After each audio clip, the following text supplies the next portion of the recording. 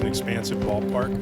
And, as I said to Kevin and Howard through the course of my interview process, like most other teams, the Mariners are going to win when they pitch it, when they catch it, when they run it down.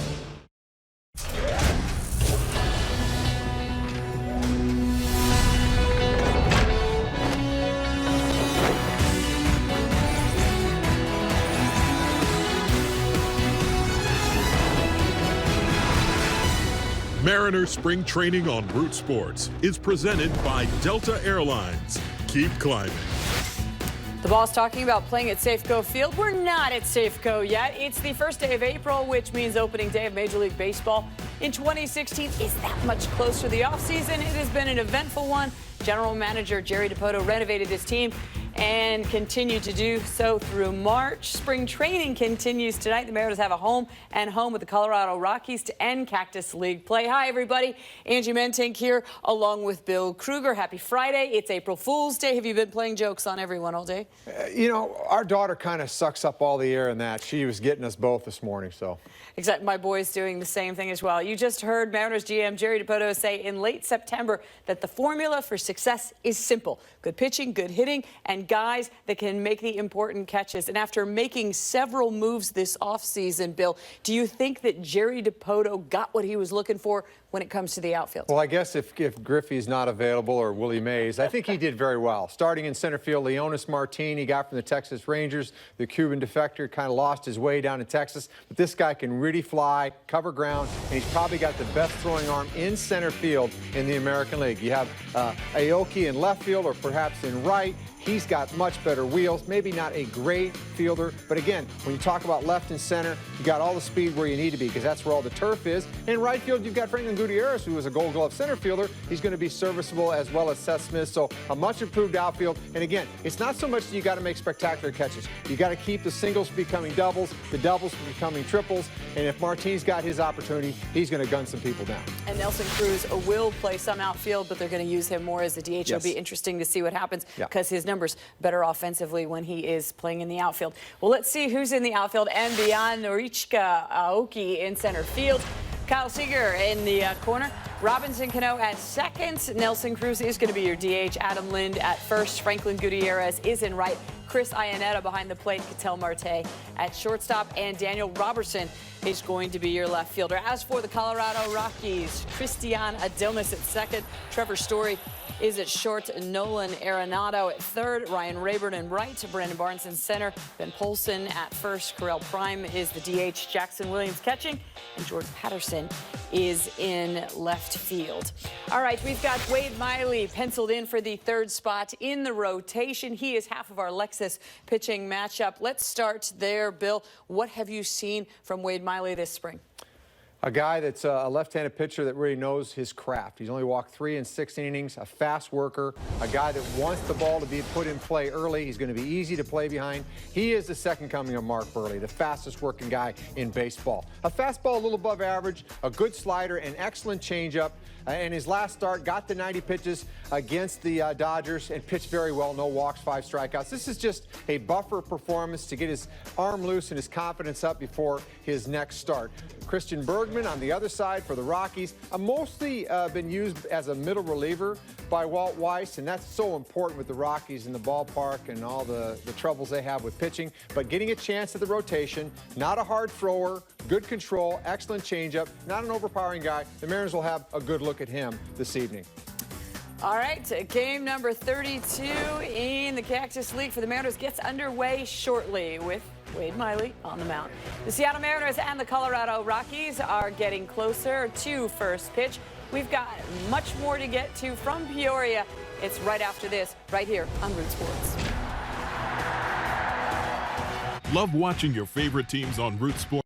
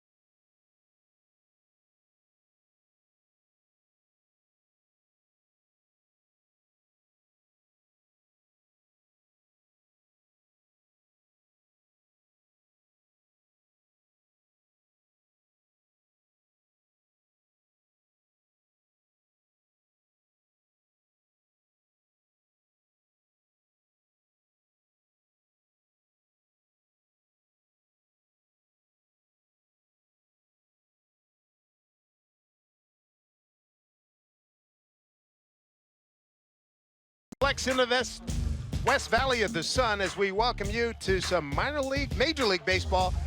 The final home game this spring for the Mariners as they take on the Colorado Rockies.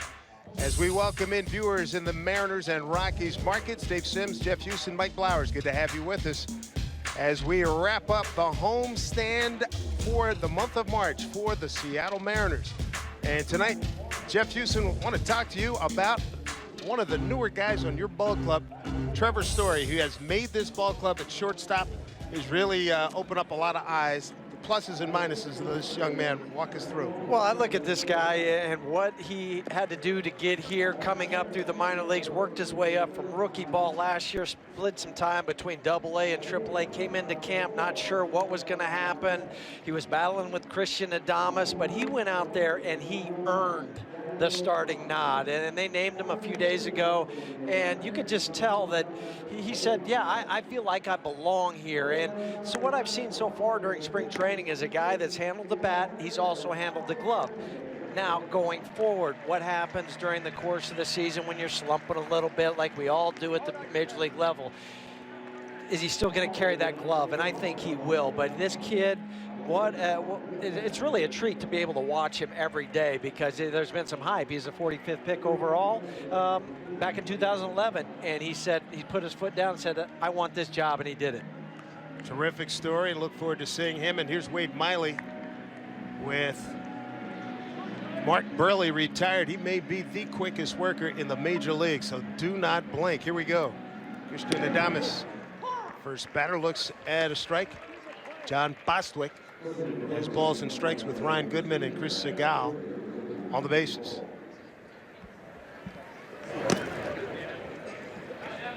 Jeff, you ever play behind anybody as fast as Miley?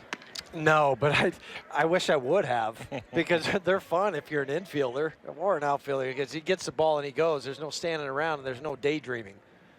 So he told us he never likes to turn his back to the catcher. Fly ball. Aoki coming in. Right center field, one down. For Miley tonight, he's probably only going to go 2 or 3 innings. Scott Service was telling me this afternoon, just depends on how he feels, where his pitch count is going to be.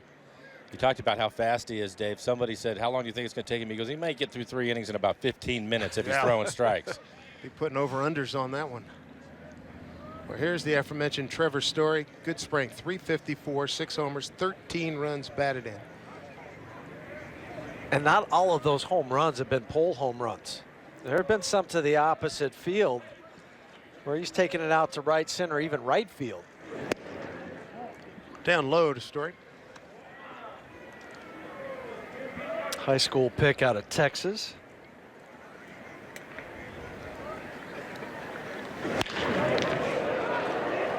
One to Trevor. For so long, Troy Tulowitzki was the face of your franchise. Shortstop for a long time and big shoes to fill. They are, but I think with Trevor, he understands that he doesn't have to be him. He just has to be Trevor Story. And that's a pretty good representation of a major leaguer. That's a good hurdle to cross right there.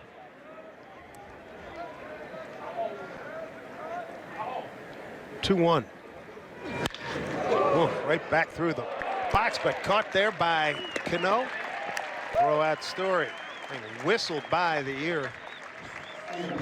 Wade Miley having a laugh about it. Well, you can see Robbie pointing to his eyes. You get down here in spring training, even though it is a night game, the stands are low. He had a hard time seeing it at first. Pretty nice adjustment, though. Made it look easy. Well, here's All-Star, Gold Glover, Silver Slugger, Nolan Arenado. His numbers, 564. That's 31 for 55, 6 homers and 17 runs batted in. And playing in his 21st game tonight. You surprised to see him in here? Yes and no, only because the season's a couple days down the way. But for Nolan, he never wanted to get out of that comfort zone where you'd play 2 days in a row, take a day or 2 off, get back out there. He wanted to make sure that he stayed in that rhythm, and boy, has he ever. Plus, he's a kid that just loves to play the game. It doesn't matter where it is. Jeff, you and I have talked about this a lot, too, from the time that we played. We had teammates in spring training that wanted to try to get 80, 90 at-bats. Some guys just wanted 50. They're all different. Everybody is. There's no benchmark for anybody. And that's where you have to be able to talk to your manager and say, this is what I want. And right. Nolan says, I want to go out there and I'll play every day. High fly ball. Aoki is under it. And there you have it, a 1-2-3 quick inning thrown by Wade Miley as we are underway here in Peoria. Scott Service, skipper for the Mariners, signing some autographs before the game. We'll take a look at his lineup when we return here to Peoria right after this. With files from Frontier.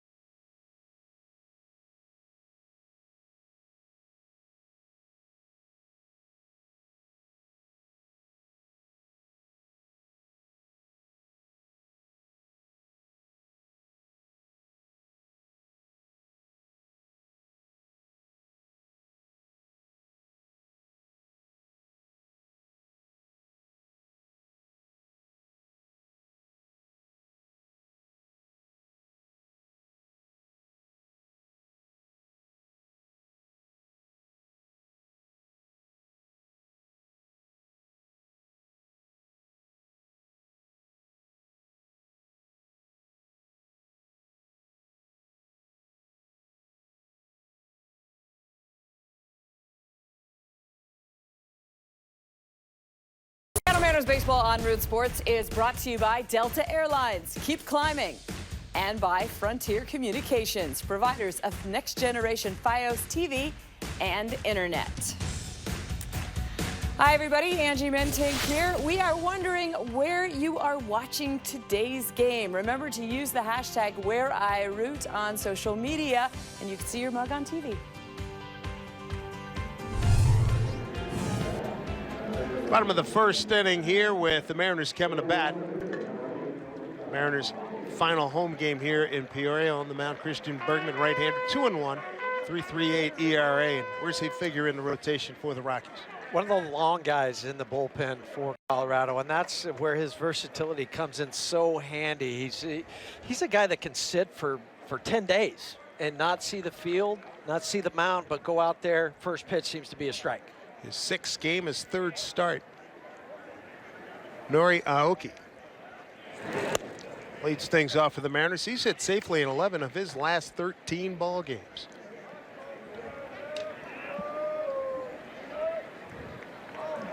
A lot of the regulars in the lineup for the Mariners here. Pitch hit foul. Both of you guys can relate to this. Let's get to the regular season. It's time to end this. Yeah, you go around and you talk to the guys. It's been that way for probably the last week, especially the position players. Jeff and I, we both have been there. I think what you're going to probably see with the starters for the Mariners anyway, maybe 2, possibly 3 today, and maybe not in the lineup at all, or maybe just an at-bat or 2 tomorrow, which is what Scott Service was talking about this afternoon. There's Robbie Cano's having a fantastic spring as Aoki strikes out, one away.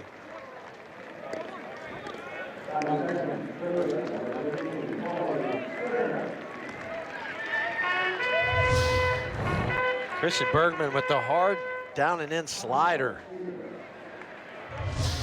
He'll just move the ball around. He knows how to pitch because doesn't have those power fastballs like you see so many guys have now. He'll be 88 to 92. But they'll sink it, run it, cut it. Here's Kyle Seager looking at a strike. Pretty cool during infield workouts before the game back in the main practice field. And Kyle's other brother, Justin, the middle brother of the Seager boys, was watching BP. Justin, the first baseman, is going to be with Jackson this year, the Mariner chain. Interesting story. He said their father, Jeff, of the 3 boys, he steered Kyle to be a lefty swinger. He said the other guy with Corey and Justin, hey, whatever feels natural. But he said he steered this guy to be a lefty hitter.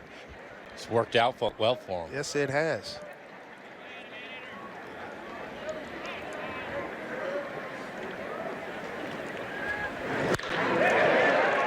That is foul ball. Count remains 0-2. Kyle, 308 this spring, 2 homers, 13 runs batted in. Saw his brother quite a bit last year. Corey with the LA, Dodgers? Yeah, with the Dodgers, and what an impressive talent he is. Much taller. Yeah, 6'4"-ish. We've seen highlights. You've seen him a lot more than we have. What was the biggest thing that jumps out at you? I look at his bat. Okay. Yeah, his bat really plays, and for a big guy, it's a pretty short swing. It's not real long like some of the 6'4", 6'5". They get a little loop in that swing. His didn't seem that way. And we've seen all the numbers. We've seen him in the rankings, #1 prospect in baseball. So fouled back. Count remains 0-2.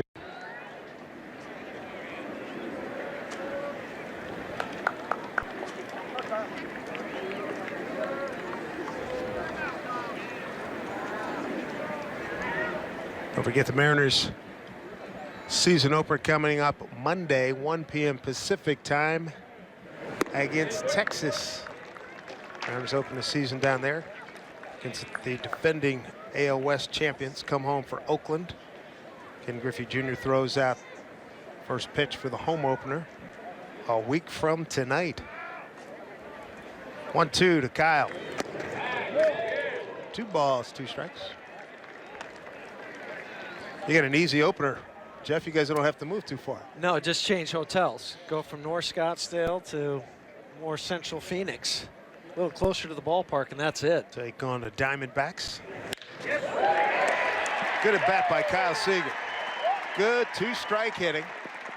The Mariners have their first runner. The first base runner of the ball game. The Rockies will go open up in Arizona Monday, Tuesday, and Wednesday.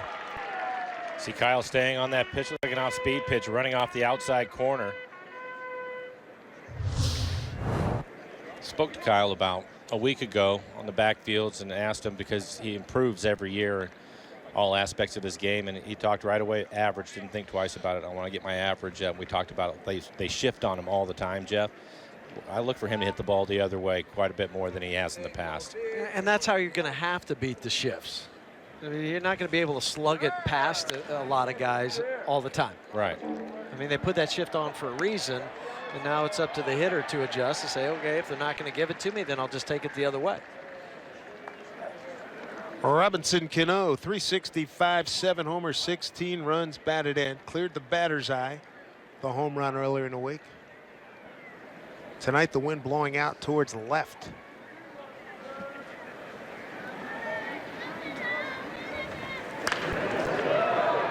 Over in the East Valley, has the wind been as heavy as it's been over here? Doesn't seem that way. There's been a couple days where you would get it where it was, the flag was really whipping in the wind, but not too terrible. Well, Mike and I, we sat through a few games straight out and straight to right. I mean, starched. Hit hard, base hit. Seager's going to get the third. Cano slams on the brakes, and the Mariners in business with 1 out, runners at the corners. There's that inside pitch, Mike, got to it. Big difference from last year and early on. Boy, did he hit that hard.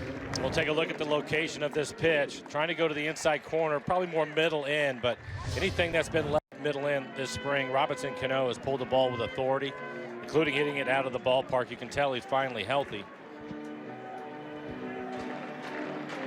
Just the noise coming off of that bat's a great sign. Well, if you think back to last year with the injuries that he had, more times than not, he was just trying to fight that pitch off. He really couldn't do much with it.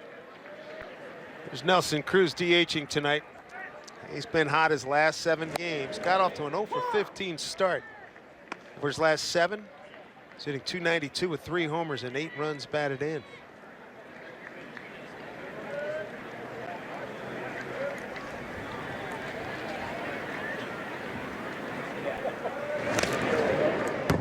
Pulled foul. Adam Lind, the on-deck hitter, had to get out of the way. 0-2.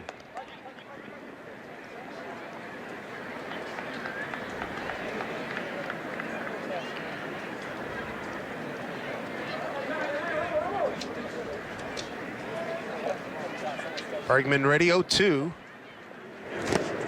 Cruz able to lay off. Rockies come in with a record of 15-12-3. The Mariners 15-14-2.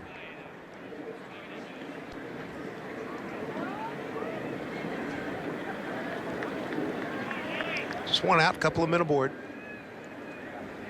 Jeff, what's the biggest concern with the Rockies? Pitching again? It's some of the health of the starters. I mean, John Gray, I saw him throw today. He had an abdominal strain, but he looks like it's not going to be too long of a deal. Jason Mott just went down with a sore shoulder, but again, nothing like he had last year. Ellie swings through a breaking ball, 2 down. 2 outs going to bring up Adam Lind. Mike, your thoughts? If we look at this pitch here. Maybe a slider that Christian got away with. Backed up a little bit. Back up slider. Man. Sometimes those are the best pitch. Here's Adam Lind. And Mike, I ask you about the Mariner bullpen. Your thoughts on Jerry Dipoto completing that portion of the ball club the other day with Nick Vincent? I thought there was some really good competition throughout spring, and I know that when he made the trade just a few days ago to get Nick Vincent, there were some disappointed people in camp, some guys that I felt that pitched well enough to make the ball club, but that's part of what's going on. And with Jerry, he's talked about it all the time, depth, and more depth, and he's added to it, getting Nick Vincent. Nick actually pitched in a minor league game yesterday, won an inning of scoreless baseball. The big club was off, and we'll get a chance to see Nick pitch in tomorrow's game. I think the biggest thing with the bullpen is what is Mike Montgomery going to do, having never been a reliever, trying to fill that spot without having Charlie Furbush out there. And the only way you're going to find out is to run him out there and see what he can do. And at this rate, we don't have a due date in terms of Charlie Furbush's return, which is really a tough break for the ball club. 3-0 to Lind, a .270 hitter this spring, 2 homers, 6 runs batted in.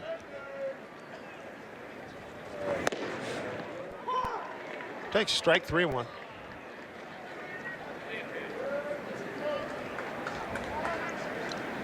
Scott Service looking forward to his first official game as a big league manager, as a manager at any level. That's coming up on Monday. Big rip by Lind.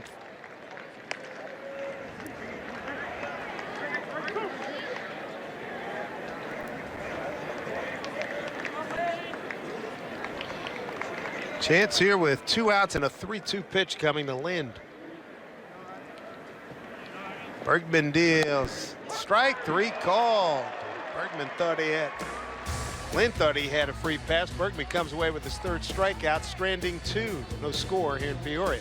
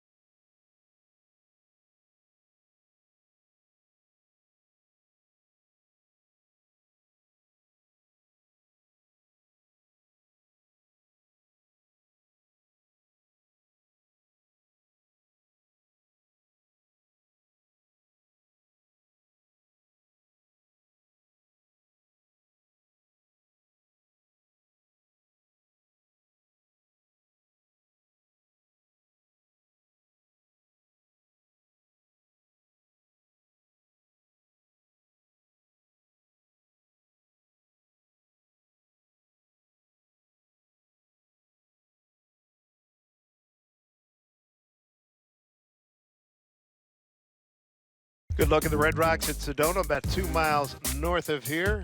Dave Sims, Mike Flowers, and Jeff Houston with you here in Peoria. Jeff grew up in that neighborhood. You carve any initials in those rocks? Well, one or two. Maybe rode some bikes through those hills. Ryan Rayburn, veteran outfielder. Sedona was so small at the time I was living there, there wasn't even a high school. There wasn't it, but that's. I did. How far did you have to go for high school? About 18 miles. And it was a long walk. Yes, it was. Rim Uphills shot. Rim uphill shot. both ways.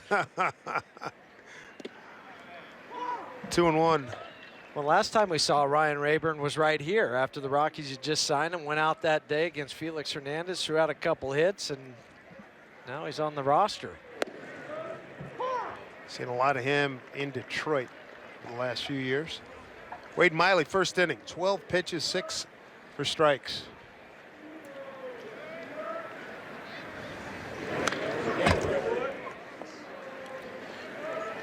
So a few minutes ago, we showed a picture of Jerry DiPoto, the Mariners GM, watching the game down right behind the net.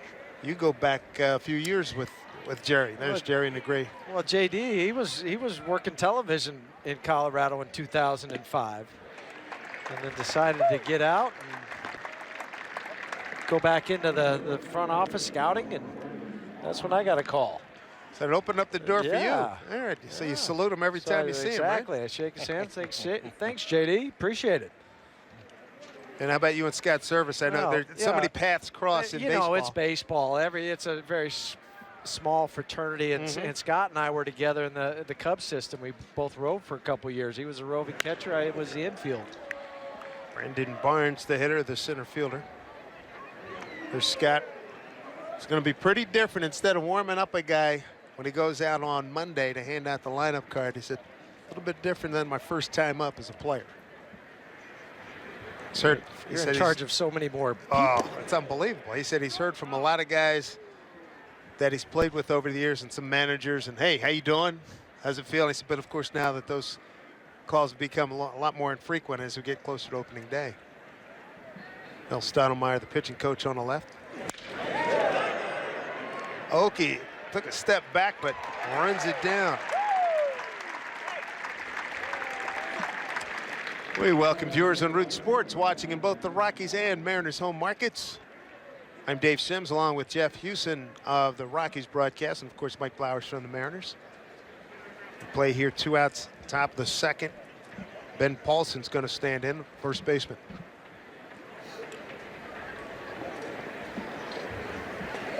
You're talking about Scott Service, and hasn't managed anywhere till he showed up here in Seattle.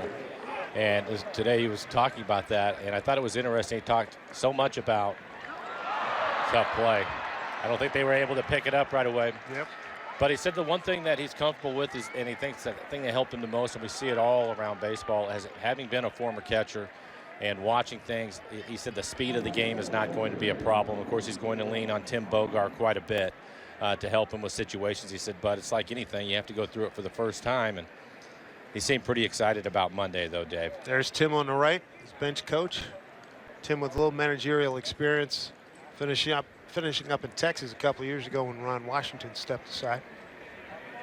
Yeah, you're right. It's going to be interesting. It'll be very interesting. So look at Correll Prime, the DH today.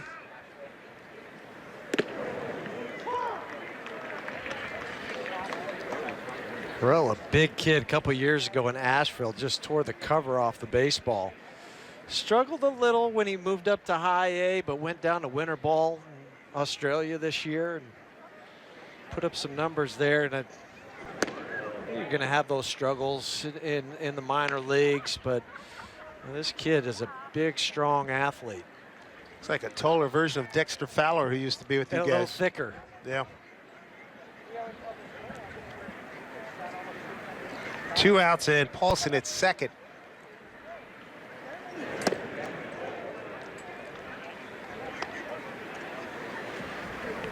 Yeah, Mike, you're talking about Scott Service being a former catcher. You look at the roster of managers. It seems like every year another catcher gets named.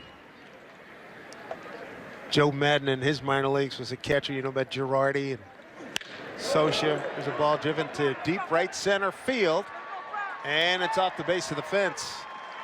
Corral Prime with an RBI double, 1-0 Colorado. Just his third at bat with the big club. He's 2 for 3 now and picks up his second RBI. Well, for Corral, he just stays inside the baseball and drives it to right field, right off the base of the wall. A little short hop. 2 for 3 now. I said, why haven't I been in the lineup more? That's a good sign to see a young hitter like that stay inside the baseball, as you were just talking about, Jeff. And against a veteran pitcher like Wade Miley. There's Jackson Williams, catcher. Struggle for him so far this spring, 1 for 20.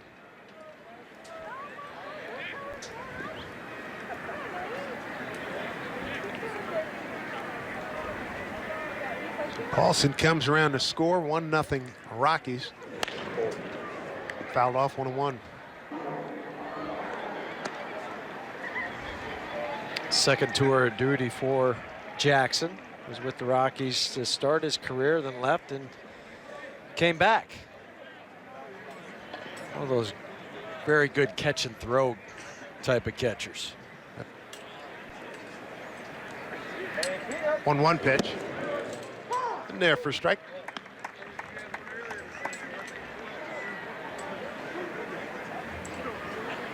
Some of these Rockies saw Miley when he was with the Diamondbacks a couple of years ago. And the Mariners saw Miley last year with the Red Sox up the middle. Slowed it down just a little bit. Cano's there. And that'll be out number 3. Run on 2 hits. No errors, a man left. We go to the bottom of the second. 1-0 Rockies.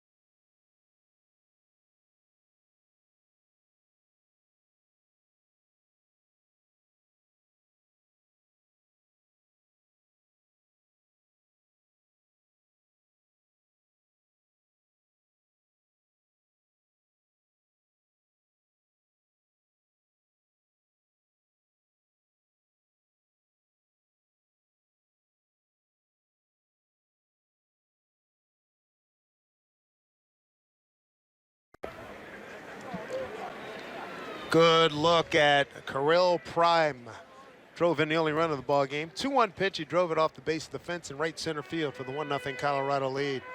For the Mariners here in the second. 6, 7, and 8 in the order coming up. Franklin Gutierrez, Chris Iannetta, and Ketel Marte. Seth Smith, a late scratch. Had some groin problems earlier in the week. Give him another couple of days rest. Smitty's had a fabulous, fabulous spring. Hitting at .541. Here's Goody. He's done well. 300, 4 homers, and 7 runs batted in. Breaking ball pulled to the shortstop Story. 1 away.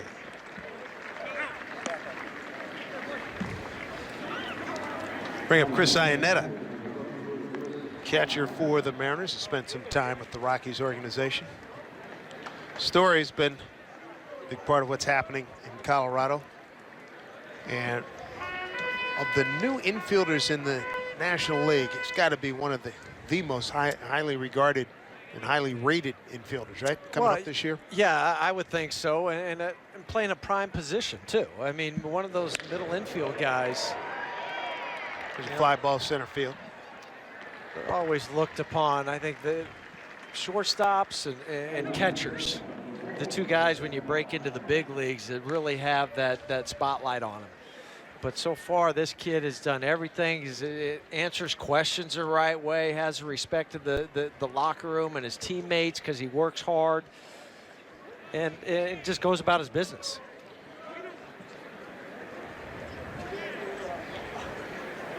Two outs here in the bottom of the second. Ketel Marte, Mariners shortstop. Congratulations to Leonys Martin and his wife for welcoming a son a couple of days ago. Expect to see Ketel back tomorrow. Certainly we'll have him for Monday for the season opener. 0-2 to Marte. Been fun watching this youngster develop. 8-game hitting streak working.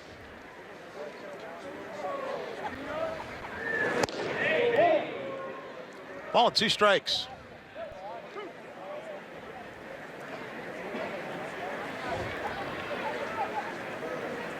Christian Bergman, 2-1 this spring. Arenado's good, but he ain't that good. He's not going to get Marte. He's still going to throw it, though. He's still going to throw it. Talk about guys that have no fear when they play defense. Nolan. He's got to be the best jump thrower in the National League right now, right? Jump throwing, bare hand thrower, backhand charging. Yeah. It's phenomenal the amount of throws from the different arm angles, and then you see it, and it's all within like a 3-foot radius. The first baseman just waits for it to get there. Nice. I got it. There's no, 5 feet this way. Right. High. Very reassuring. Daniel Robertson fouling one off. Robertson, sensational spring. 18 for 45, and even 400. 6 doubles. He's got 3 triples.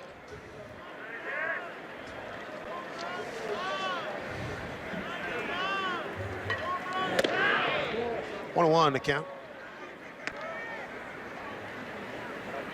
And this is just kind of typical Christian Bergman. He'll be right around the corner, shaving the edges. Will challenge the hitters. He's going to give up some hits, no doubt, but just really mixes it up. Story flips to Adames. They get the force on Marte. Mariners are done in the second. How do they make funnel cakes? Well, here's an early indication. There you go. Come back and see some finished product a little bit later. 1-0 Rockies.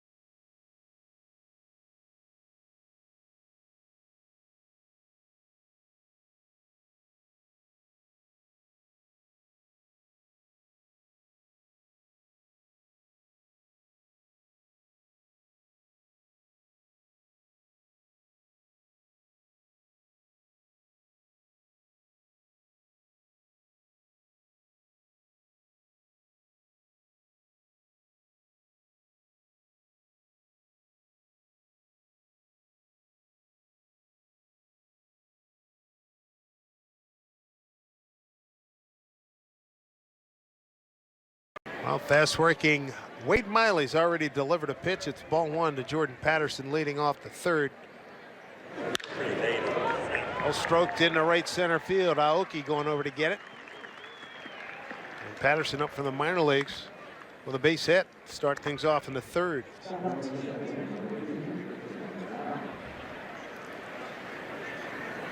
Third hit given up by Wade Miley. Gave up an RBI double. Back in the second to Correll Prime. This will probably be his last inning. Again, Scott Server saying this afternoon that he would go 2 or 3 innings depending on his pitch count. Top of the order, Christian Adames. Good looking move, and he got him. One away. Minor leaguer feeling pretty good about himself. Base hit, and then it happens.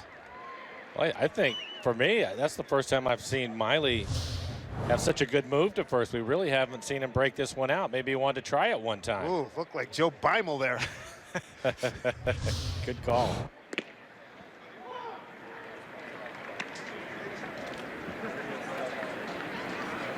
Pitch to Adames is a strike. Christian, switch hitter, playing second base. Flied out center, that pitch up high.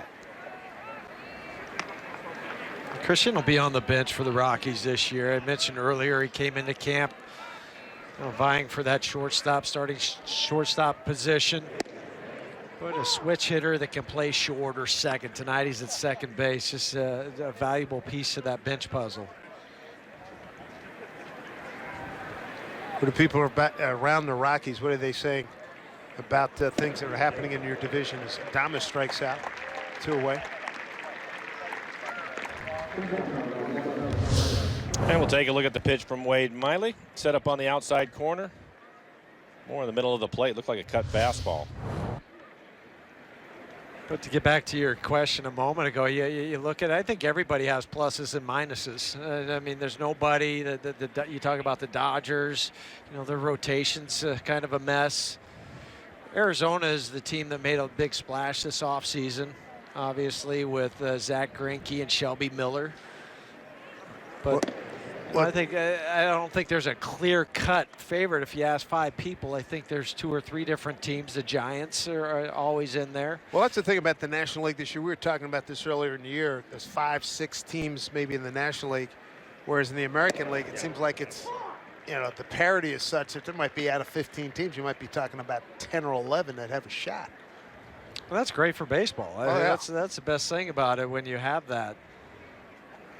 Your team gets on a roll coming out of the gate and just keeps it going. 2 strikeouts, no walks for Miley this far. He's got a pickoff for the first out in this inning.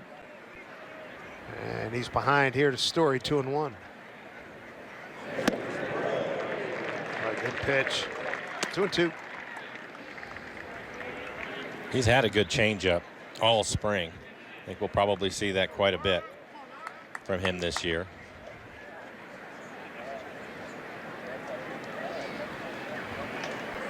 Two pitch, fouled off. Would you agree with that, Mike? 10, 11 teams, more parity, American League.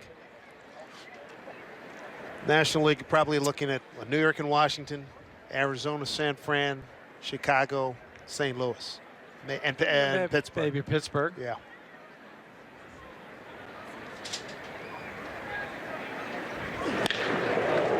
Foul.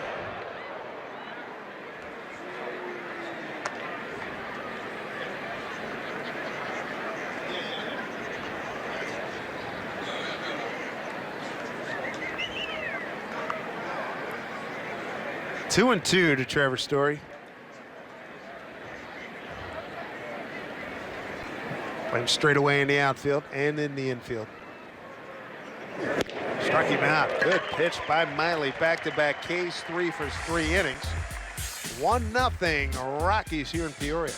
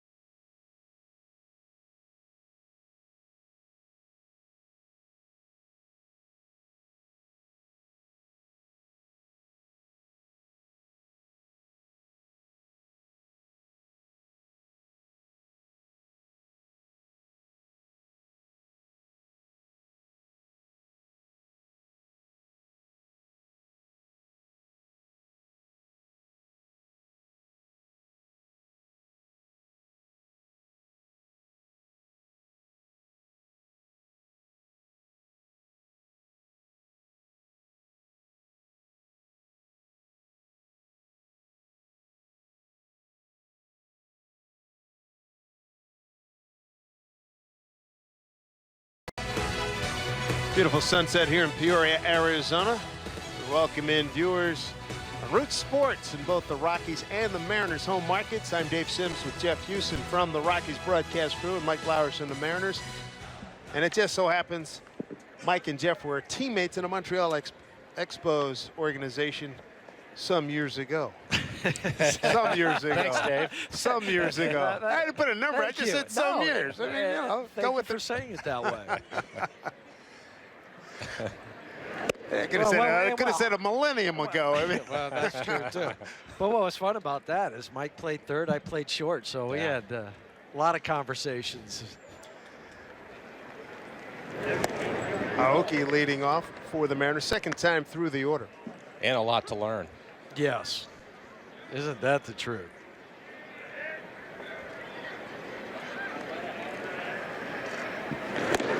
Aoki, good pitch, and swings through it. For you guys having played during your era, to see all these switches. I mean, Mike, I know you and I talk about it all the time. I'm sure you and Drew Goodman on Colorado talk about it. Are you used to it, or is it still a little bit mind-boggling? I think I've become accustomed to it now. But it is a little bit different, all the shifts and everything that's going on, because shifts before used to be 2-3 feet one way or the other. An occasional hitter, maybe, that they would do it more too. I can remember. And you only saw it with the left-handed hitters. Matt Noakes was a former teammate of mine. They used to do it with him all the time, but it was rare. So we talk to guys in baseball, and you listen and watch, and they say, hey, this is what the data says. Mm-hmm. And what I find interesting now, too, is when you watch guys take ground balls, how they take ground balls differently. How so? Because you'll have a second baseman go take ground balls 4 or 5, 10 feet out on the outfield grass. You'll see guys, you know, maybe where Nolan's playing right now, he's already telling Trevor, hey, if it comes to me, you're going to have to be the guy. If I have to flip it to you to go to first base, I might be so far out. So you see different guys in different positions now, but they'll take ground balls doing it. A lot of changes. 2-2 to Seager. Skies this one. Last time in a 2-2 pitch, he singled to center. Making the catches. Jordan Patterson 2 away. Yeah, fans, you still need some opening day tickets. You can guarantee them at a discount when buying season tickets or a 20 or 25 game mini plan. Make sure you get that. Call 303 Rockies or go online to rockies.com/tickets.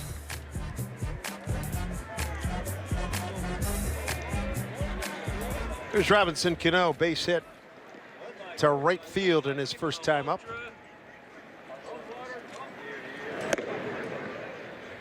Fastball away from Bergman. Ball one.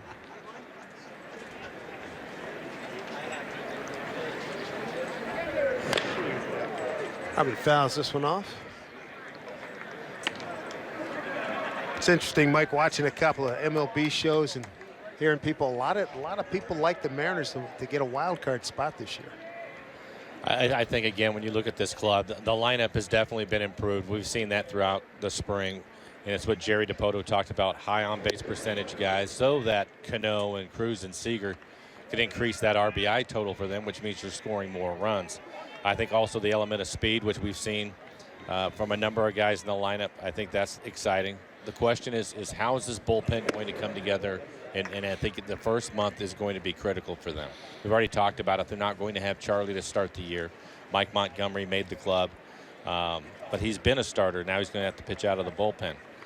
So we'll have to wait and see how all that's going to come together. It's something that Scott even talked about today. That's going to be, as manager, a first-time manager, that's going to be his biggest challenge, is managing those guys out in the pen. 3-1 to Robbie. Fouled off.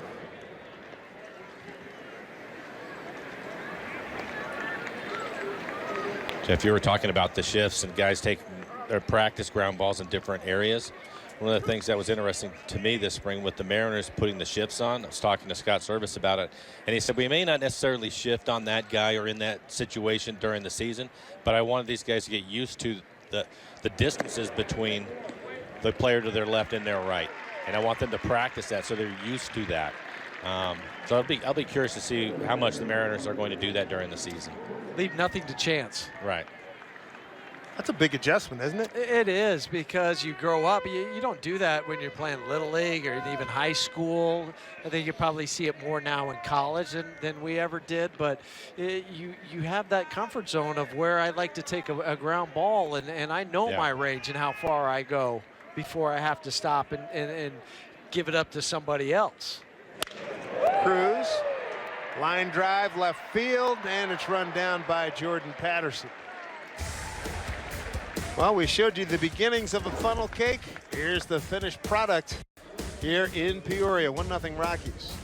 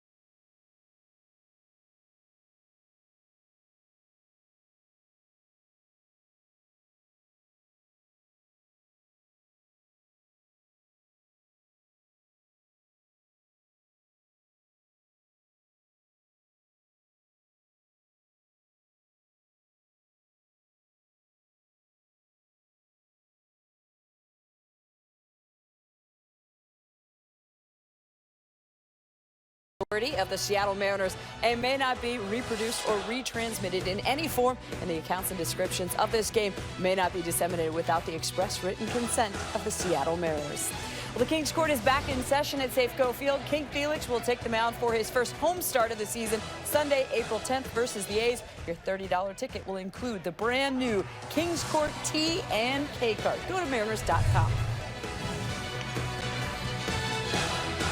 This is the Mariners' final spring game here in Peoria as we get ready to take off for the season opener in Texas. Wade Miley, his night done. 3 innings, 3 hits, a run, it was earned, no walks, 3 strikeouts, 43 pitches, 27 for strikes. What do you think, Mike? I thought that he looked good. I think he's ready to go for the most part. He was down in the zone again, an excellent changeup.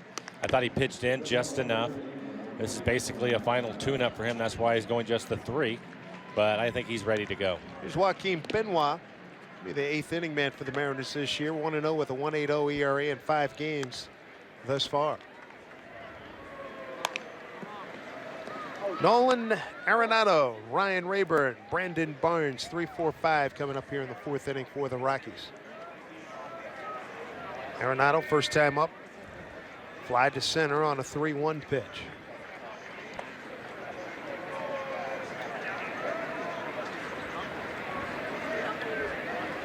Play Arenado straight up in the infield and in the outfield. Talking about the shifts, Jeff, what an advantage for both these ball clubs with the third baseman that they have. Both of them Gold Glovers, because sometimes I don't think you can. There's some teams that just can't afford to have their third baseman over there in that shortstop position, but both of these guys are comfortable doing it. And then that means that you can say, you're there, you're at the shortstop area, you can make that play instead of having to move them maybe over towards second base, way out there, and have the shortstop stay at home. Right. With that, I know Colorado, they don't need to do that because Nolan was a shortstop growing up, and he can play that. He has the actions to do it. When we noticed Seattle doing it quite a bit more, Kyle used to go over and play on the second base side, which made sense because he came up as a second baseman. But the more that he had a chance to play, they decided, no, we'll try him over there a few times. And he makes all the plays and no problem turning the double play if he needs to. I think that's a pretty big advantage. Well, it is. The fewer guys you have to move out of position, the better your defense is going to be. Ball and 2 strikes to Arenado leading off here in the 4th. 1-0 on a Carrell Prime 2nd inning double. RBI double. And that pitch outside 2-2.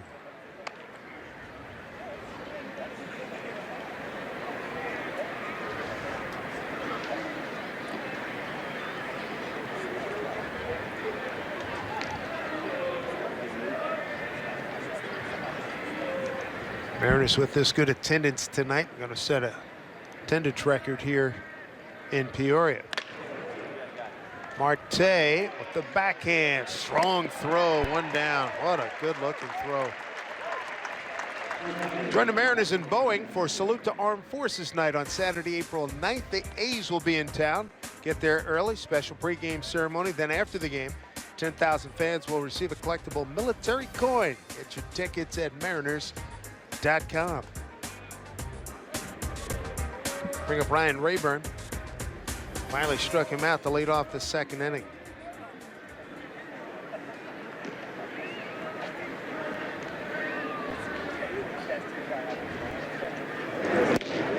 Jeff, looking at your starters, the starting lineup, your starting 8. The core of your guys, everybody healthy with the Rockies? Knock on wood, yes. Exactly, knock on wood, yeah. I think that's what everybody's doing right now. All the GMs, the managers, all the front office folk, they're saying knock on wood. No, nobody gets hurt in the last couple days. But right now, yes, everybody is healthy and ready and raring to go. Jorge De La Rosa gets a start in the opener? Yep, that'll be the second time he's been the opening day starter. He was also 2 years ago down in Miami, so he'll be the opening day starter. And the Rockies are going to go with 4 guys in the rotation for the first, probably the first 10 days or so, with a couple off days built in. And they're still waiting to figure out the team really hasn't been set yet. I was talking to Walt a little bit today, and he just said, you know what, we're still looking at a few pieces. You know, wow. whether Brandon Barnes, who's on deck. I mean, he's still in the mix. Johan Flande will probably come in next inning. He's a mix in one of those long spots out in the bullpen. Strike 3 called. Rayburn gone. Strikeout for Benoit, his first. And a pretty good looking fastball. You can see it right on the outside corner. Rayburn didn't think so. So 2 outs. Here's Barnes, flied out to center.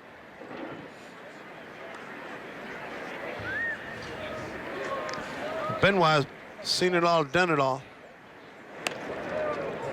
Bunt attempt popped up foul over the screen.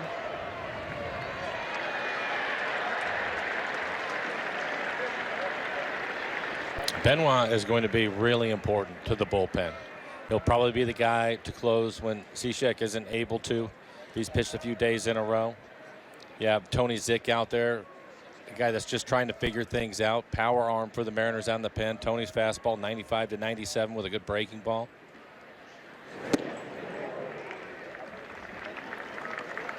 And under ideal conditions, what Benoit will be the 8th inning guy setting up Cishek. Right.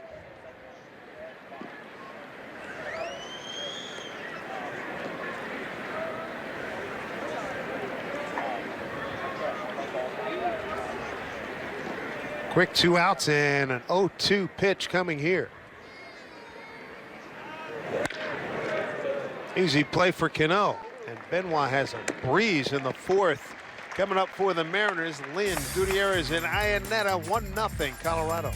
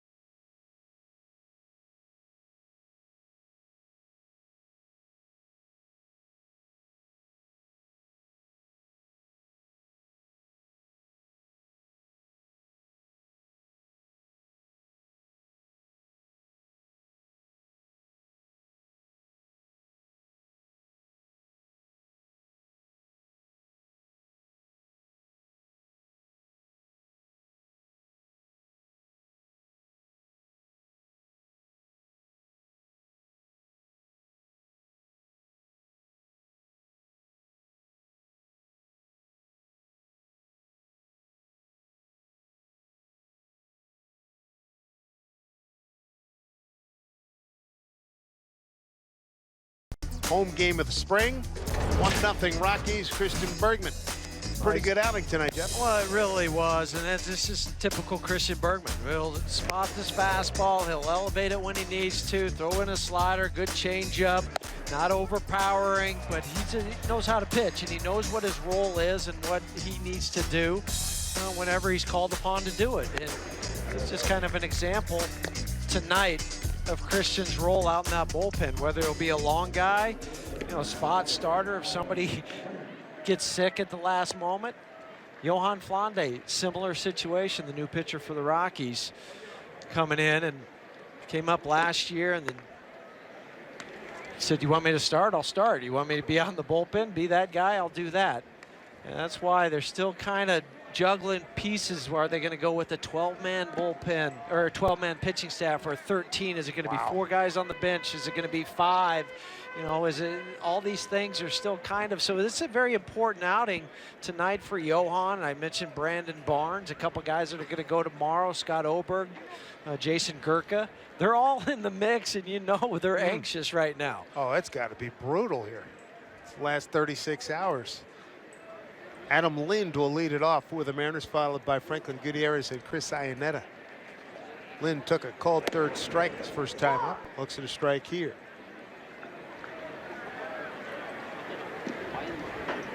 Big acquisition during the offseason. Hoping to provide a lot of power for the Mariners at first base.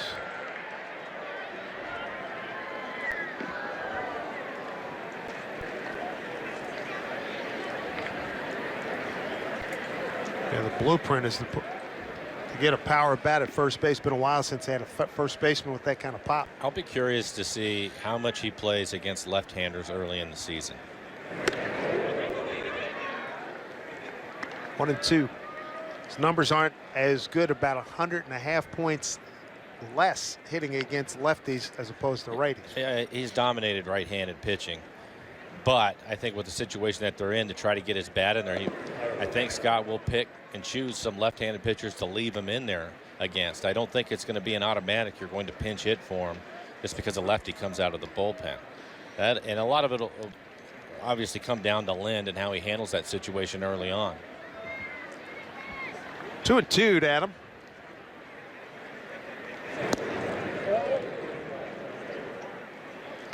Counts run full.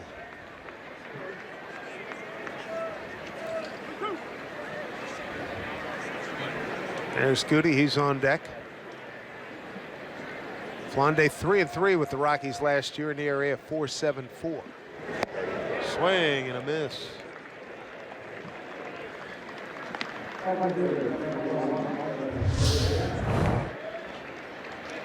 Little slider from Flande. I thought he had struck him out with a fastball on the corner, so went back to that outer half, but chased it off the plate.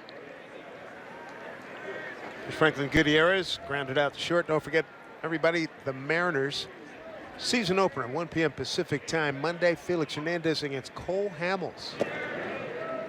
Texas is the defending division champion. Mariners went 12-7 against them last year. Felix 5-0 against the Rangers with a 1.83 ERA. It was in last year's campaign. The other thing too, Mike, that we've seen over the years, especially when Texas was really mashing the ball, Felix is just 17-21 career against the Rangers. Had a tough time pitching in their ballpark.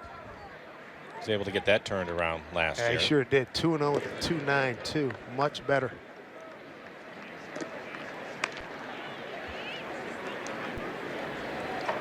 Cole Hamels will oppose Felix in that game. Hamels 7-1 with the Rangers after coming over in the trade from Philly.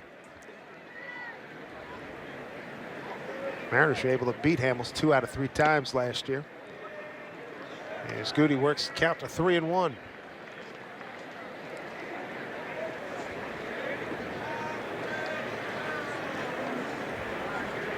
They fired up the barbecue again. Got some smoke wafting over towards home plate. You might see it on a TV or story with a nice hop to him.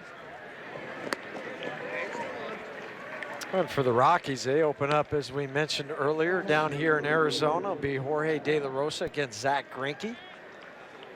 Finish up that series on Wednesday afternoon, a day game, fly back to Denver, and then home opener a week from today against the San Diego Padres. Here's Chris Iannetta, the Mariner catcher, flied out to center.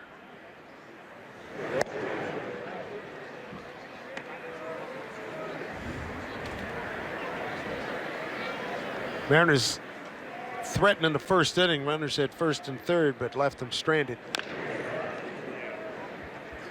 Got a 2-out base hit in the second from Marte. And no hit since then.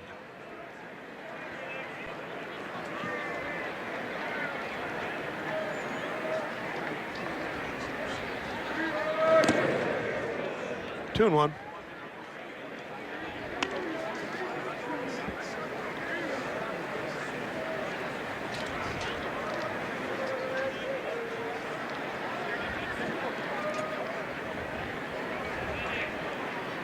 Two-one, Iannetta. Hit well, right center field, but run down by Brendan Barnes. I told you they fired up the old Barbie. Smoke wafting over the ballpark here in Peoria. 1-0 Rockies.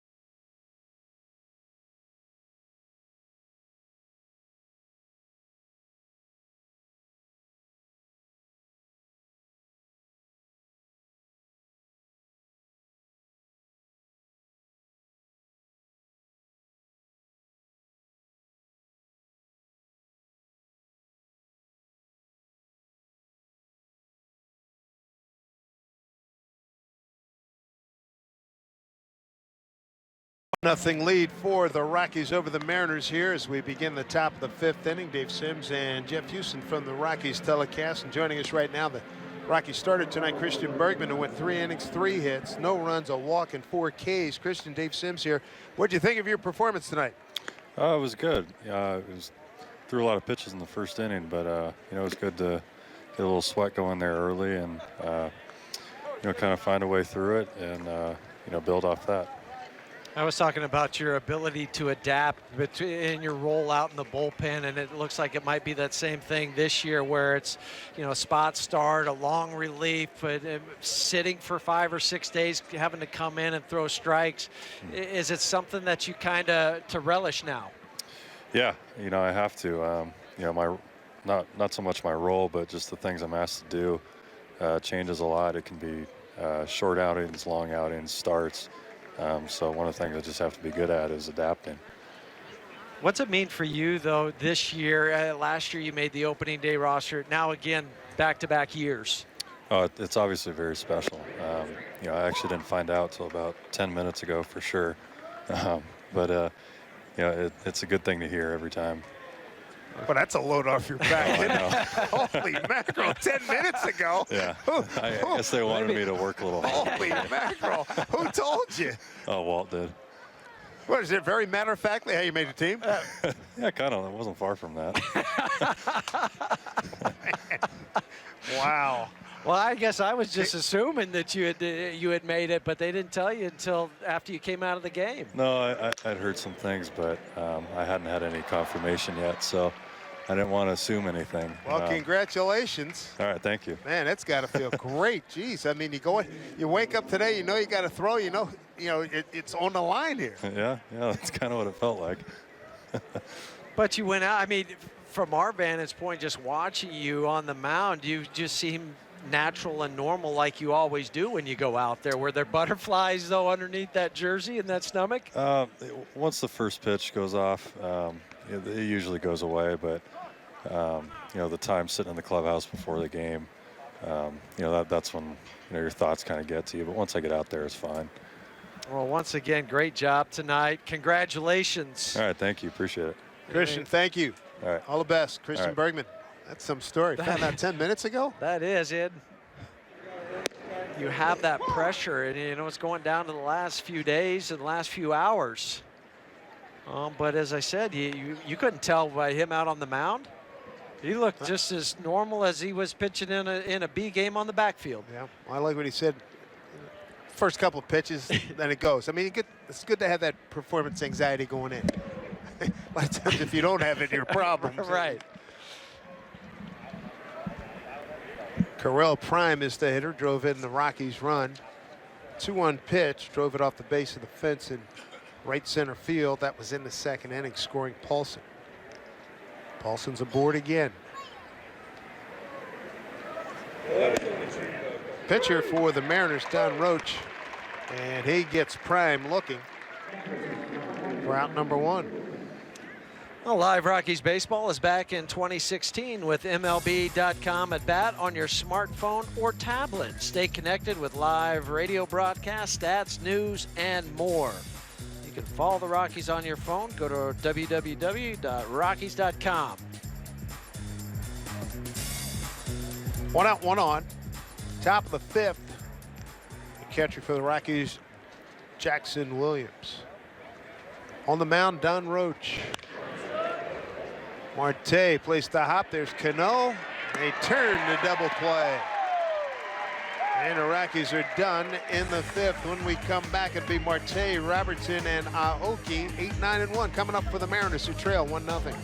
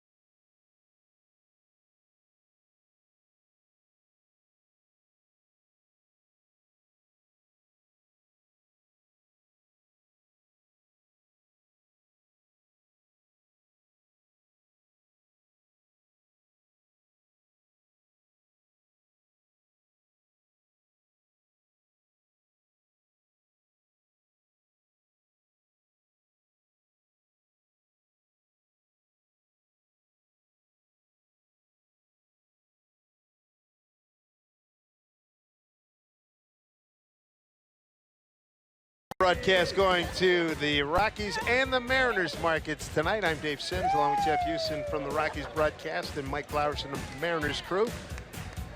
1-0 Rockies. Tel Marte leads off against Johan Flande. A little chopper to third. New third baseman is Jeff Bianchi. A few minutes ago, just had Christian Bergman on this, who started the game tonight for the Rockies. And 10 minutes after he he left the game, and right before he came on the air, he was told that he made the ball club, much to his relief. Mike Blowers, you can relate. I can.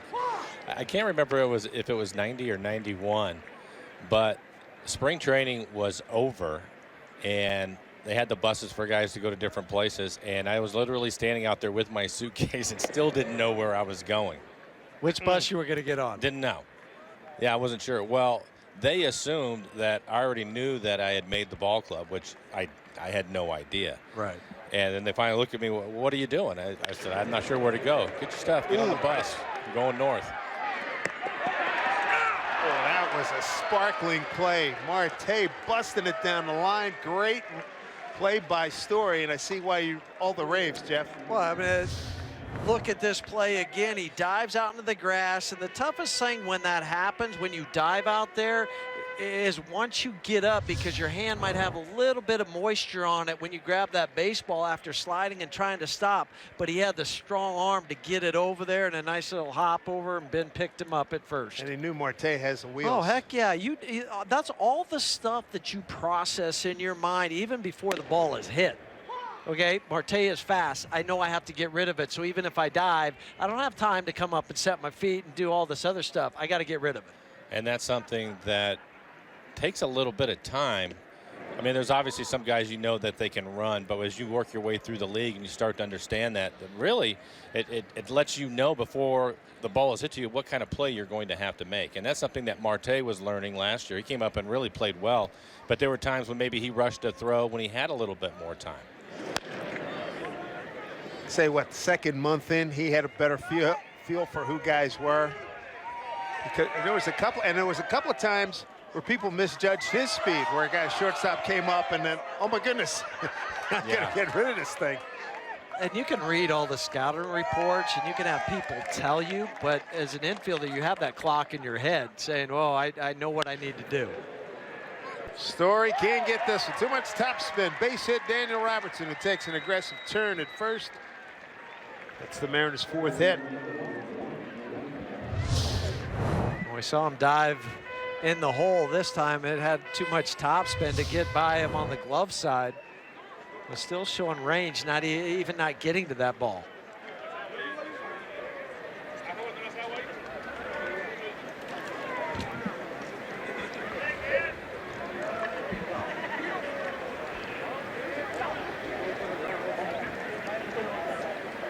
Here's Aoki, struck out twice tonight. 1 out, 1 on here for the Mariners against Johan Flande. With all of that information that you have to process, at what point does an infielder, shortstop, third baseman, whatever, get comfortable? Where do you reach that point where, all right, now I got it?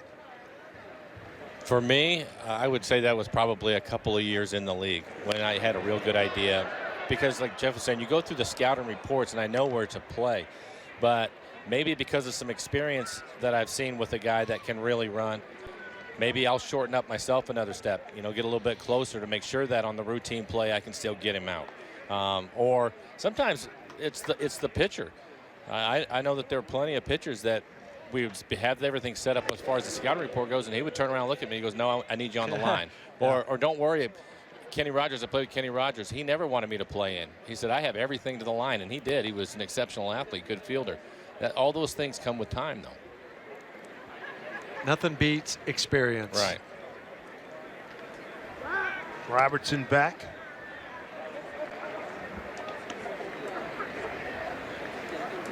Blonde, the second pitcher used by Colorado tonight.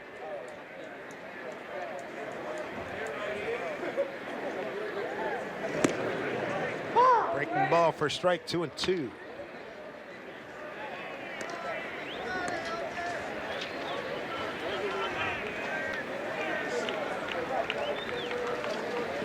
Aoki's K'd twice tonight, only 4 times prior coming into this game.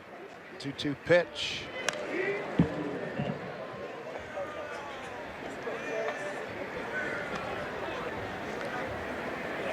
Looking to extend his recent run here. He's hit safely in 11 of his last 13 ball games.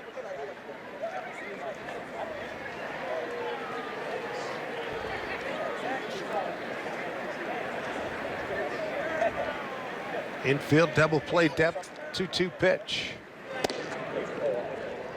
Full count.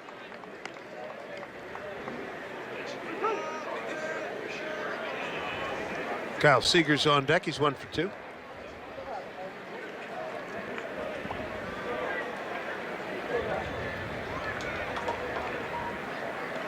Play Aoki a little shallow in center and a little bit towards left. And Story will double up Robertson.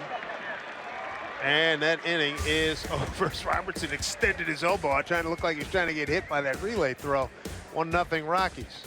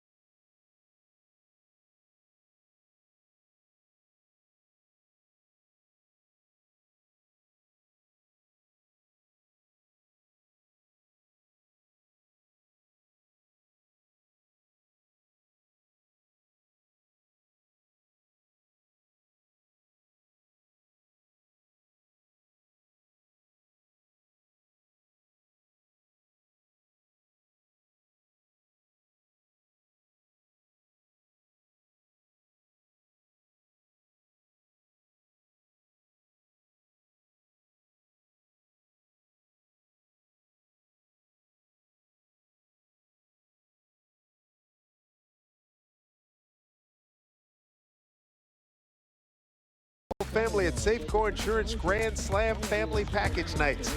Select tickets include a hot dog and Pepsi at one special package value price. Check out a list of this year's events when you visit Mariners.com. Don't forget that Mariners home opener coming up on Friday, April 8th, a week from tonight. Ken Griffey Jr. is going to throw out the ceremonial first pitch.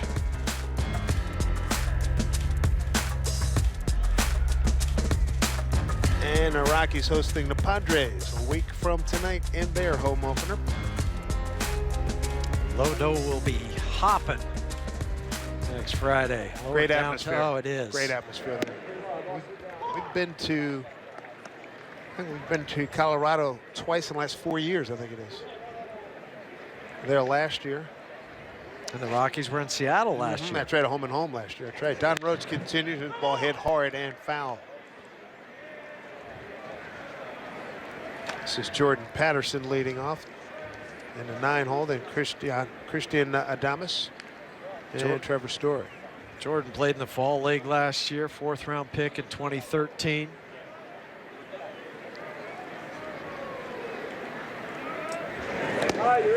Bounce it up there, Mike, with Don Roach. This guy's put up fantastic numbers, and he's hard luck this year with Nick Vincent being signed a couple of days ago.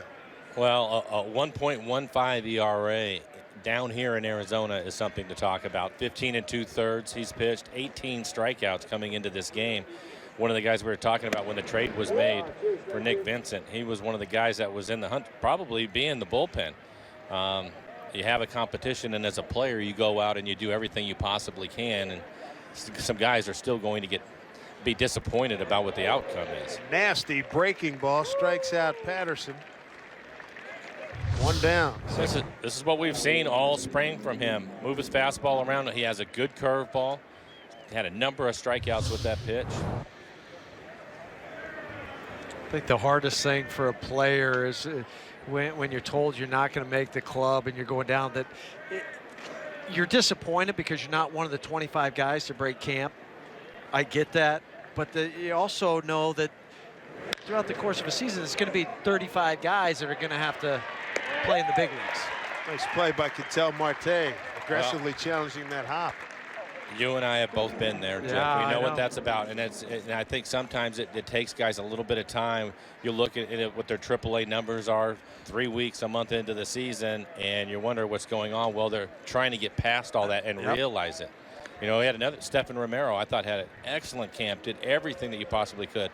Unfortunately, you get into the numbers, he had an option left, and that's the reason why he ended up getting sent out. It was nothing that he did not do on the field. He did everything, and all of a sudden he gets the news you're going down because you have an option. Yeah, 357, a homer and 8 runs batted in. He had 15 hits among the top 4 or 5 guys in the club. Trevor Story 0 for 2, ground out to second and a strikeout.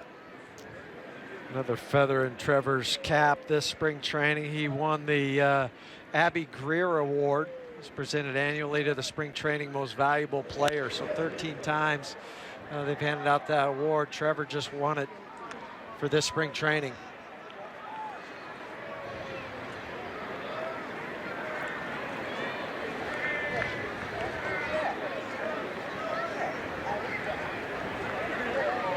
Two outs, nobody on here in the 6th.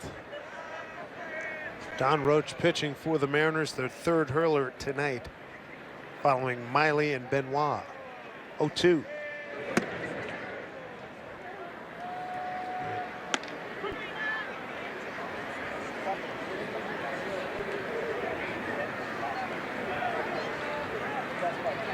Story's a guy appears we're going to hear a lot of good things about here during this season. 1-2 from Roach. Up the middle, base hit.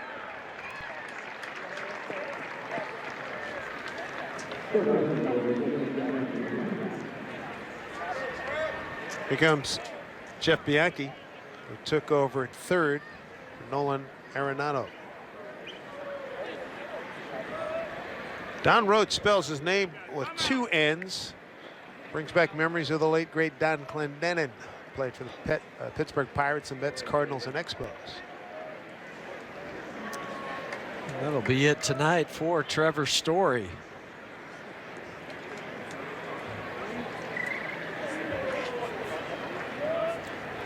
Two outs, a runner on. Strike 1 to Jeff Bianchi, up from the minor leagues.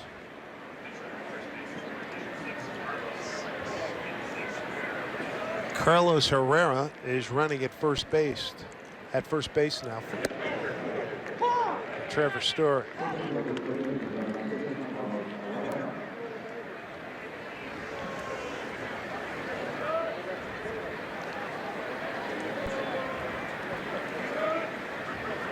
So a lot of the youngsters going to get a chance here tonight and in tomorrow's game. Swing and a miss. And there goes Bianchi on 3 pitches. A couple strikeouts for Don Roach. Still a 1-0 lead for Colorado.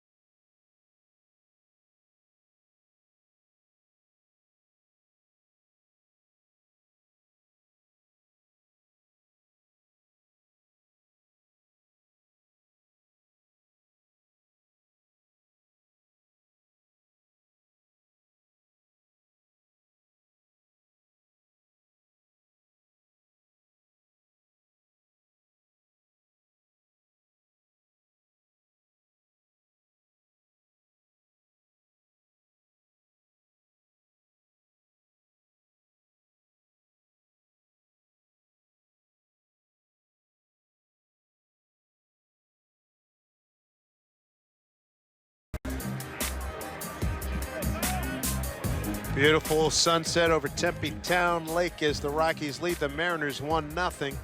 Joining us right now, starting shortstop for the Rockies, Trevor Story. Trevor, we had you on here last time we were over here in Seattle, and we're talking about the shortstop position and how you were going about your business. Now you've been named the starting shortstop. What does that mean to you? Yeah, it means a lot. You know, just I feel like I've worked really hard to get to this point in my career, and you know, for it to finally be named the starter, it's pretty special. Who was the first person you called? I called my dad, my mom and my dad. My dad didn't answer, so I called my mom, and then so she kind of hooked it up on three-way, and I told them both at the same time, and yeah, they kind of lost it for a second. Well, that's understandable. I mean, as a ball player, you know, to watch your son, and then to have the honor of being able to be a starting shortstop in the big leagues on opening day doesn't happen very often. Yeah, exactly. It really is an honor to be named at that position. And yeah, just from here on out, it's all about winning games. Just helping the team however I can. When you surround yourself, when you're out there and you look to your right, you got Nolan over there, you look to your left, you have DJ. How comforting is that? It's awesome. Kind of a feeling you can't explain, but yeah, I mean, you're always going to be real comfortable when you have two Gold Glovers, you know, to the left and right of you. So, and you know that you can learn a lot from those guys, and you know, I've done that so far, and you know, there's a lot still more to learn, and yeah, I try to pick their brains as much as possible. And one final thought: what's it going to be like for you when you wake up Monday morning, and you know finally it's opening day and a dream is realized? Yeah, it's going to be special. You know, I probably won't get any sleep Sunday night, so I know that. But yeah, it'll be special, and then you know, just getting that first at bat, first everything out of the way is you know, something I'm really excited for and looking forward to. Well, you've earned it. You came in and had a great camp. Go enjoy the rest of the night. Drive safely going back over to Scottsdale, and we'll see you tomorrow. All right, thanks, guys. Appreciate it. Thanks, Trevor. Trevor Story, good-looking player out of Irving, Texas. That was Cano flying out the center. Most likely his last at bat. Same can be said for Nelly Cruz, who's about to stand in. Struck out and lined out to left.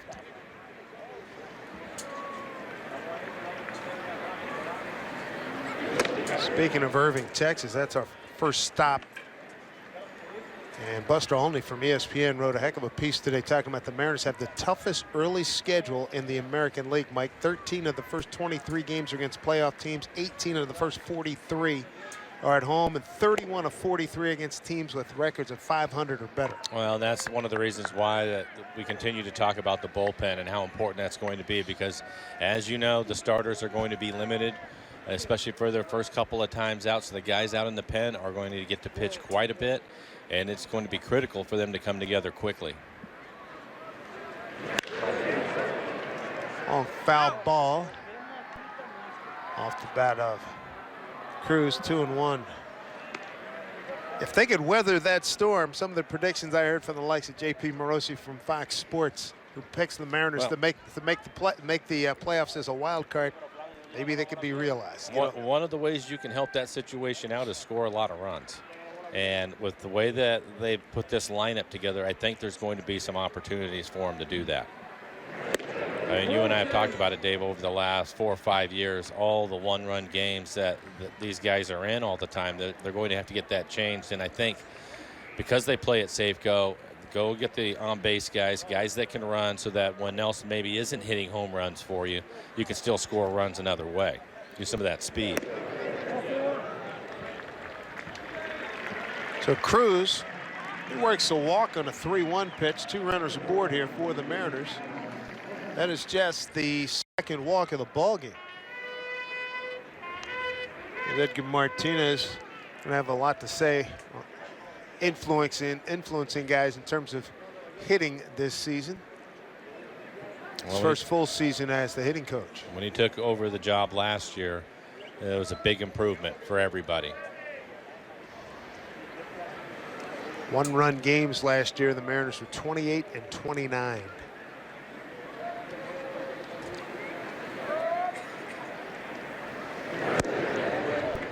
See if Adam Lind can get going. He struck out looking and swinging.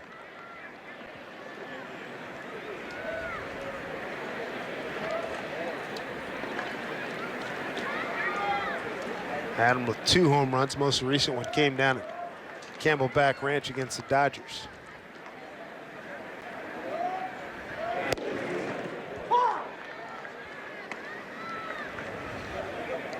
Well, here he is against a lefty. Johan Flande came on in the 4th inning in relief of Christian Bergman.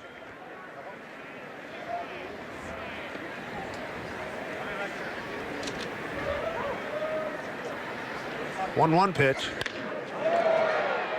Left field. Patterson's there. Runners will retreat.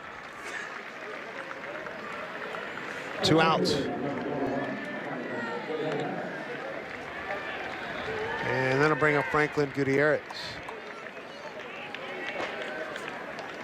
We're talking about one-run games, Mike, in 2014.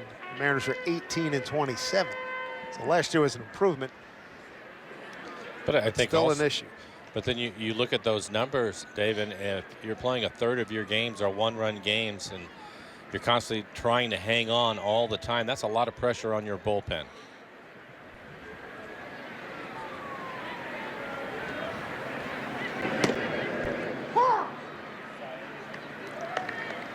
You're thinking of likes of Peralta and Zick, who you mentioned, Benoit, Cishek. They got Nuno and Montgomery. I'm leaving one guy out. Nick Vincent. And Nick Vincent. That's your bullpen.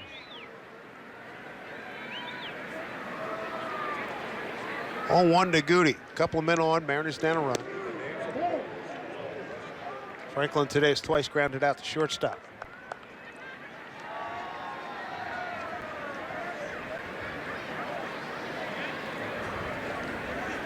How long is Mott out for the Rockies? Because we had just seen him last week. I don't think he's going to be out very long.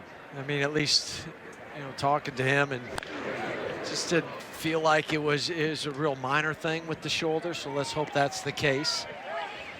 Be shut down, but you still have Chad Qualls, Jake McGee out there. That's the hard thrower they got in the trade with Tampa Bay. We liked him at Tampa, Yep. especially 2 years ago. Not so much last year, but 2 years ago, he looked like he was almost unhittable. He looked real good this spring. A couple young kids. Castro made the team. 1-2 to Goody, and he swings at a breaking ball. And that will do it for the Mariners. Another strikeout for Flande, his second. Couple of runners stranded. Rockies lead at 1-0. The Mariners.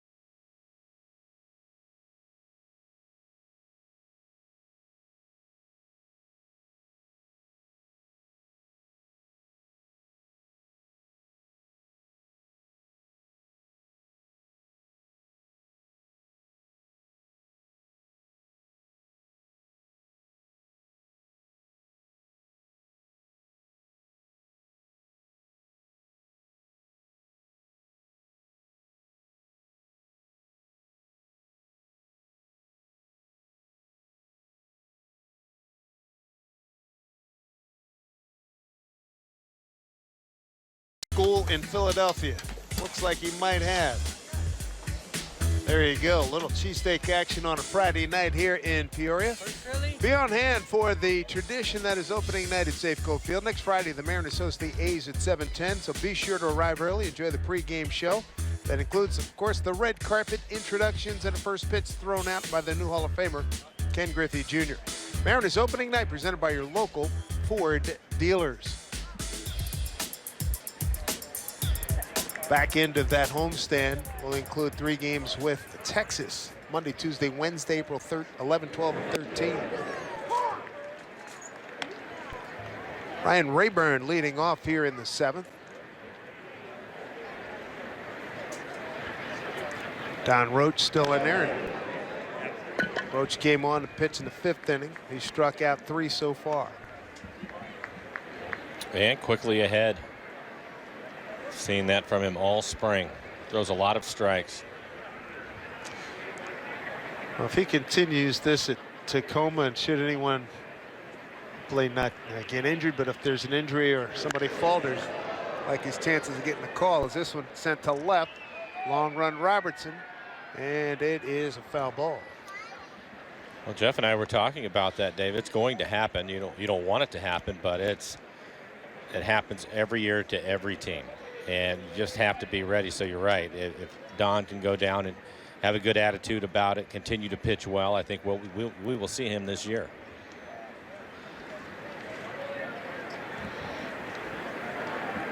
Roach ahead 0-2. Rayburn has struck out twice tonight, once swinging, once looking.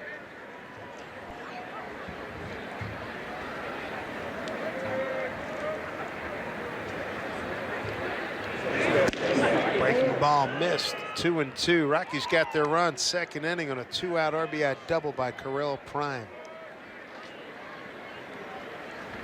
Rockies have stranded 3. Mariners have stranded 6 tonight. Full count.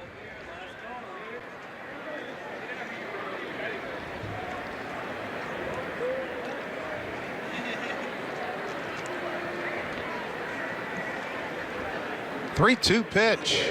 Struck him out. Back-to-back Ks and 4 so far in his outing for Don Roach. On the way here in the 7th. Just challenged him. Good fastball right down the middle and threw it by him. 91 miles an hour. Good movement on his fastball. Had a couple of strikeouts on the curveball.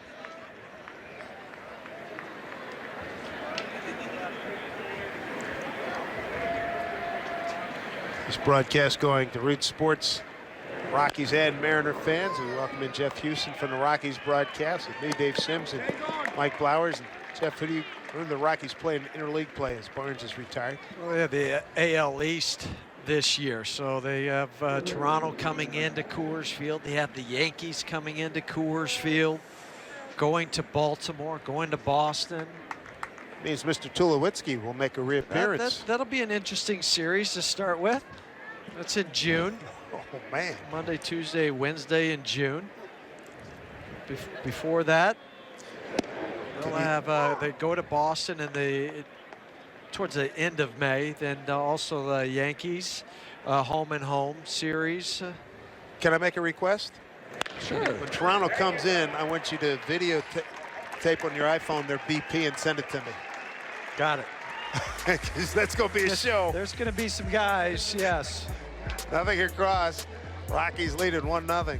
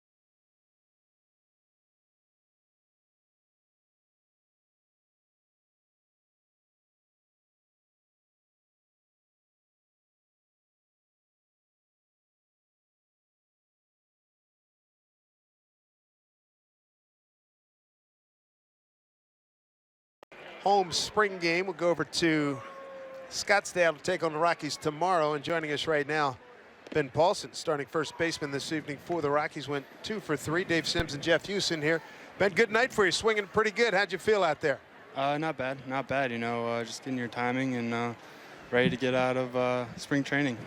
And what's this spring training been like for you? I mean, coming in, knowing that there was an opportunity, and to go out there and hit, I think I just added it up, you're 296 now. I know sometimes you don't want to worry about spring training numbers. Other times you know, it is important. Yeah, you know, it was a little different this year. It was a little bit more, I was a little more comfortable, and you know, getting some days off and just going out there and trying to compete and just pretend like it's an everyday gig. What's it going to be like for you on Monday when they introduce you and you know, you're running out to the chalk line? You know, I think it's going to be a little nerve-wracking. Every opening day, no matter where you're in the little league or the big leagues, it's you always get those butterflies, but that's a good thing. Well, it's a big thrill, no question about it. That always the big optimism starting a new season, right? Oh yeah, everybody starts 0-0 right now, so everybody's in first place. What was the biggest thing you wanted to work on during spring training? Just timing and making sure my swing was short. You know, making sure I'm ready to hit those heaters, because nowadays everybody's throwing harder and you got to hit the fastball. And what's that like when you're standing in the box and you know you're talking about heaters and the fastball, the average fastball velocity keeps going up each year? It seems like everybody coming out of the bullpen, if you don't throw at least 95, you're a soft tosser. No, you're exactly right. Everybody out of the pen throws hard, and everybody in the NL West is good and competitive on the mound. So you just got to go out there and be ready to hit. Just just be relaxed and ready to go. Well, Ben, we appreciate you giving us a couple of minutes here. Great night tonight, and have a great season. Stay healthy, man. Thanks, guys. Thanks for having me. Thanks, Benny. Ben Paulson from the Rockies. Mariners 1 out, 1 on. Daniel Robertson. 0-1 pitch. And a line drive. That'll get into right field for a base hit. Now here come the Mariners. They are stirring here in the 4th inning, and the 7th inning, beg your pardon. Down 1-0. Robertson's second hit.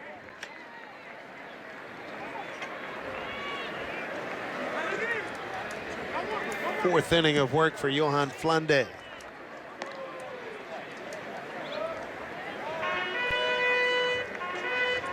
Top of the order for the Mariners, Nori Aoki. He's looking for a base hit after striking out his first 2 times up and lining out the short.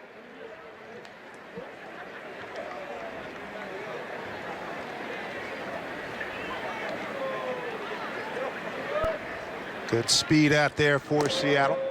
First pitch to Aoki off the plate for ball 1.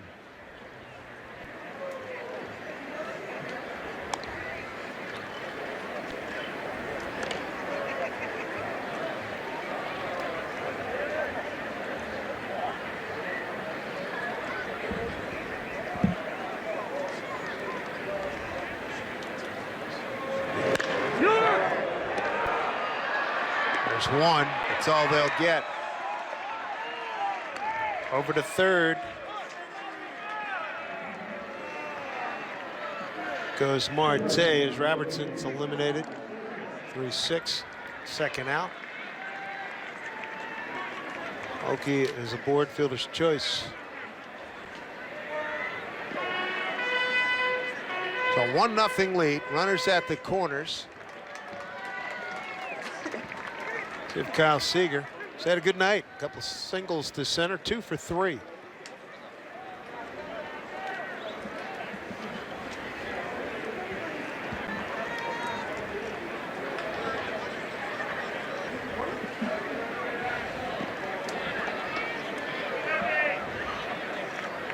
Only run of the ball game, second inning. Carell prime, 2 out, RBI double. Seager tying run 90 feet away. Strike 1.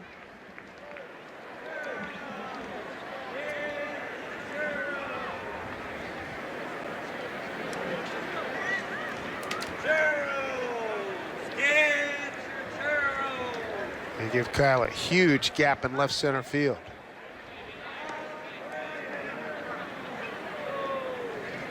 And you can see the shift on again.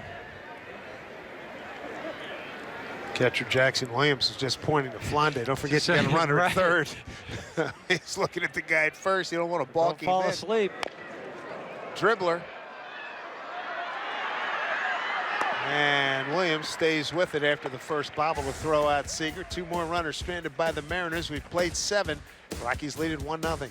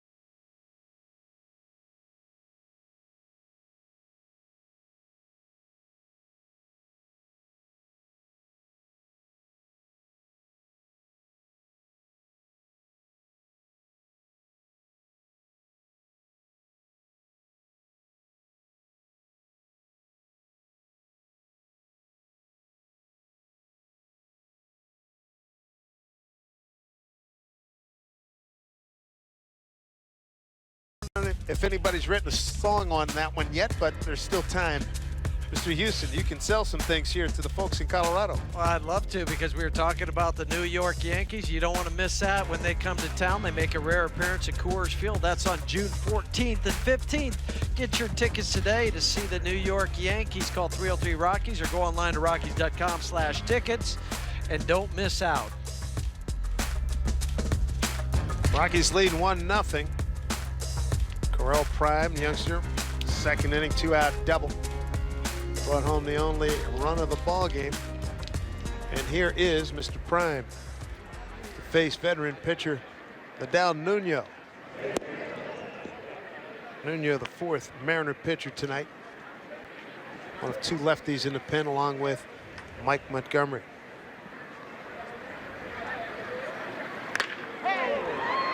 Line drive, base hit. We were talking about the Mariners not having Charlie at the start of the year. I think Nuno, you're going to see him late in games against the tough left-handed hitter. Charlie Furbush, outstanding 7th and 8th inning reliever from the lefty side. Shoulder problems and no telling when he'll be back. And that's a significant loss for the Mariners staff. There's a catcher, Jackson Williams, 0 for 2.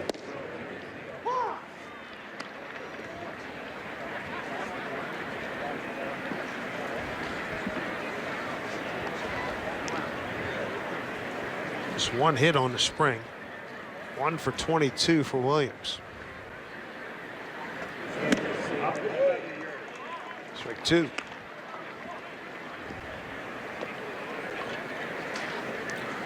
Nuno in his 10th game, record of 1-1 with a 4.05 ERA.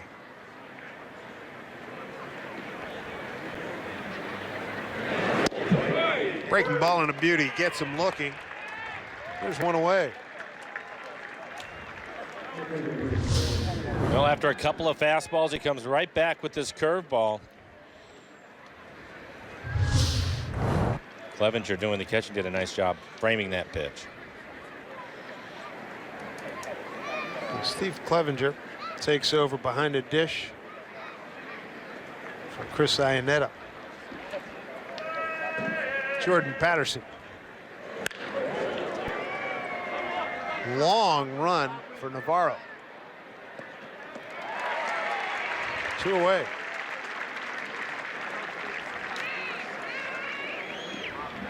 After Navarro taking over in left field for Daniel Robertson. I think Robertson moved to center field, Dave. Aoki, I think, is out of the game. And out in right field. Goody's still out there. Those binoculars come in handy. That's why we use them. Absolutely. End of spring training. He's had a lot of practice, Jeff. Nice save by Clevenger.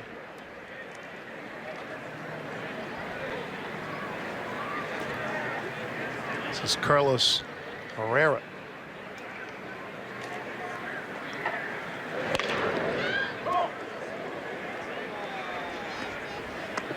Two and one. This is the only night game that the Rockies have played this spring training. All the other ones. Surprising. Yeah, all the other ones is in the daytime. Tomorrow's an earlier start, an hour early. High fly ball right field. Gutierrez there. That'll do it. Here in the 8th for Colorado. Rocking out on a Friday night on the berm. 1-0 Rockies.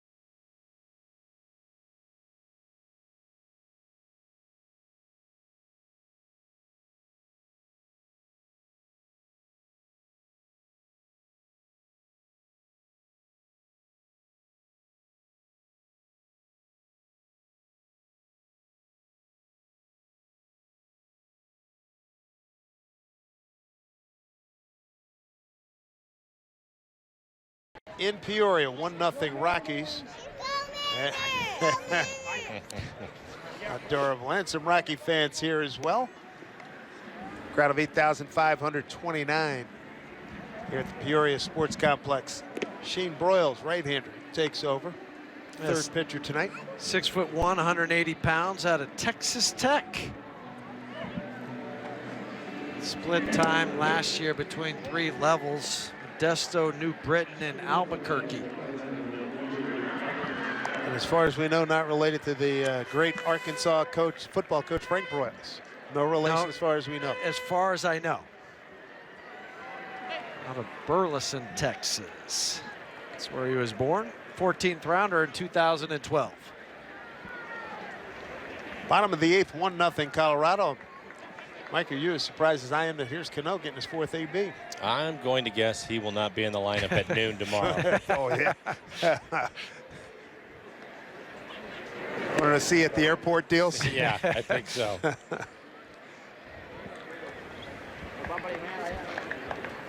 Cruz on deck.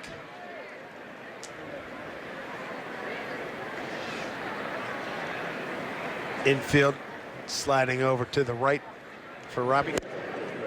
Got a hard base hit to right field. First inning, walked in the 3rd, flied out to center in the 6th.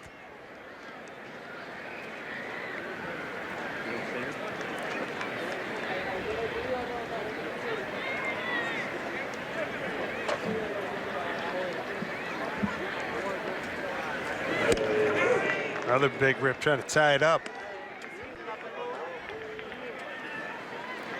7 homers on the spring for Cano. And he is healthy. He's picked up swinging the bat where he left off in the second half last year. Of course, the difference being he's had that double hernia surgically repaired back in October. An operation done in Philadelphia. 1-2 pitch. Struck him out, 1 down.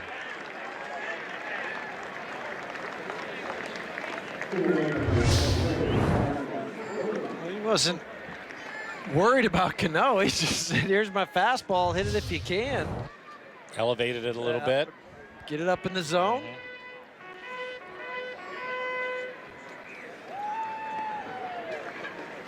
Here's Nelson Cruz, strikeout, line out to left and a walk, 0 for 2.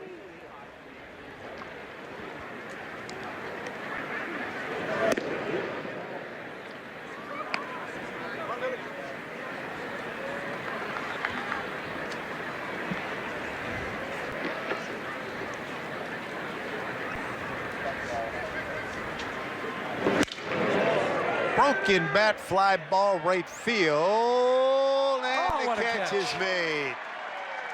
Boy, it didn't quit. He hung with it. I just like the smile afterwards. That is a long run. Miles Jones spells his first name M-Y-L-Z. Miles Jones. A high fly ball, and he knows he has to come charging hard. And then the last piece of the puzzle is making the dive. And once you hit that ground, make sure you secure it. Oh, he's got the long sleeve length too. That helps. Yeah, that does. Oh yeah, he'll remember that one for a while. 2 outs here in the 8th. Here's Adam Lind. Strikeout looking, strikeout swinging, and a fly to left.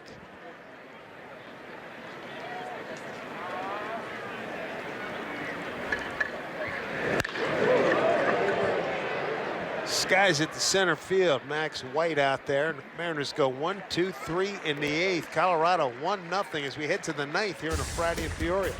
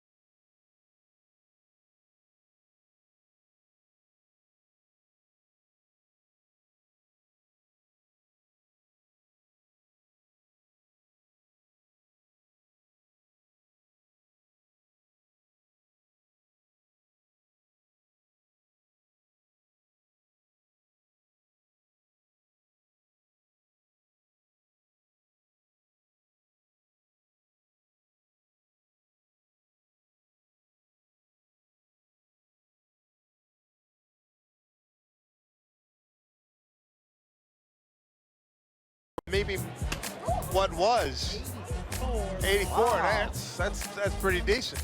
That'll work. I'm sure he hadn't warmed up at all. Not at all. 85. He's getting not bad. All right. Not every day you can go to the ballpark and see somebody ring up these numbers.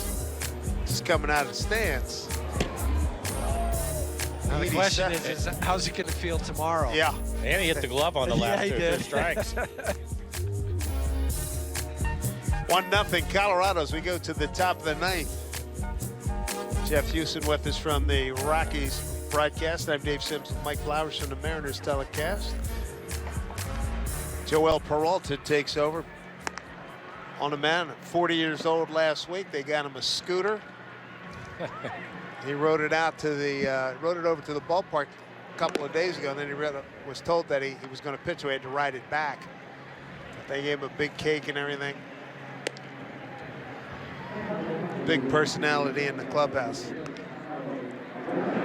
Jeff, again, reminding folks about the season opener and the home opener for the Rockies that are coming up. Yeah, the season opener in a few days away on Monday down here in Arizona, 8:40 first pitch time.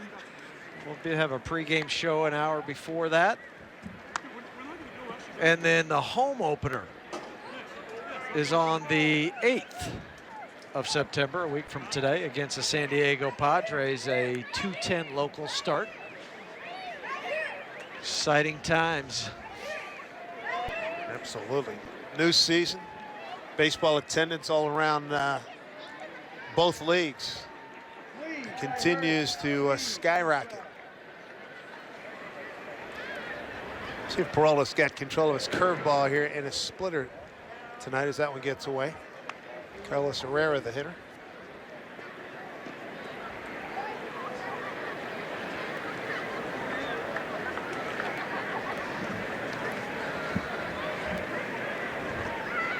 Dejo Leach taking over at first.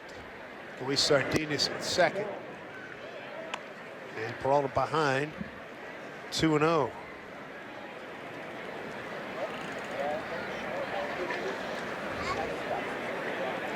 It's 11th game for Joel.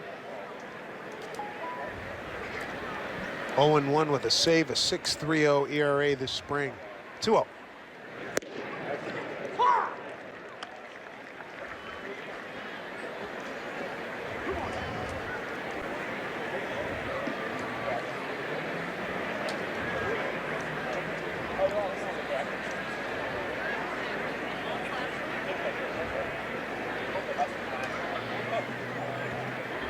Two-1 pitch. A little bit wild tonight. 3-1. Peralta with the Dodgers last year. 3-1, a 4.34 ERA.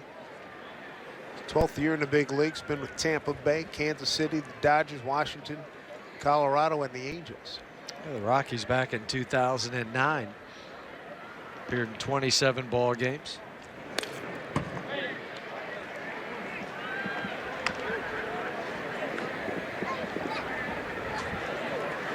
Doesn't throw as hard as he used to, but he will still move his fastball around. His fastball is going to be 87, touch 90 every now and then.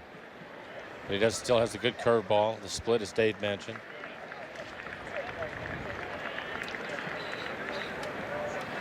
He's 3-2 here to the leadoff man in the 9th. It's off of Clevenger's mask. Well, we have a moment. I want to give a shout out to one of our colleagues back in Denver, Jenny Kavnar, who had knee surgery. She's had a little skiing accident. She's on the mend. So get well, Jenny. We need you. And hope the pain goes away soon. She had ACL surgery. Ooh, so get well soon. Yeah, a little bit of a heavy road ahead of her. I'm familiar with that. Yes. Be following transactions in a few weeks. Looking for you to get off the field. That's right.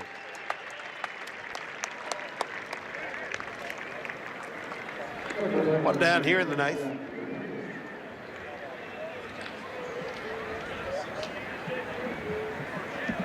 Be Jeff Bianchi, the hitter, faced Joel Peralta.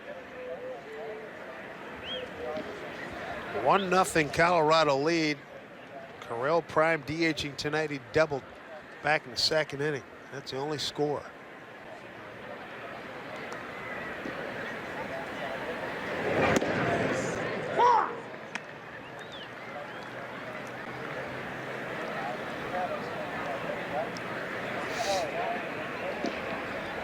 Bianchi's second at bat. He struck out on 3 pitches in the 6th.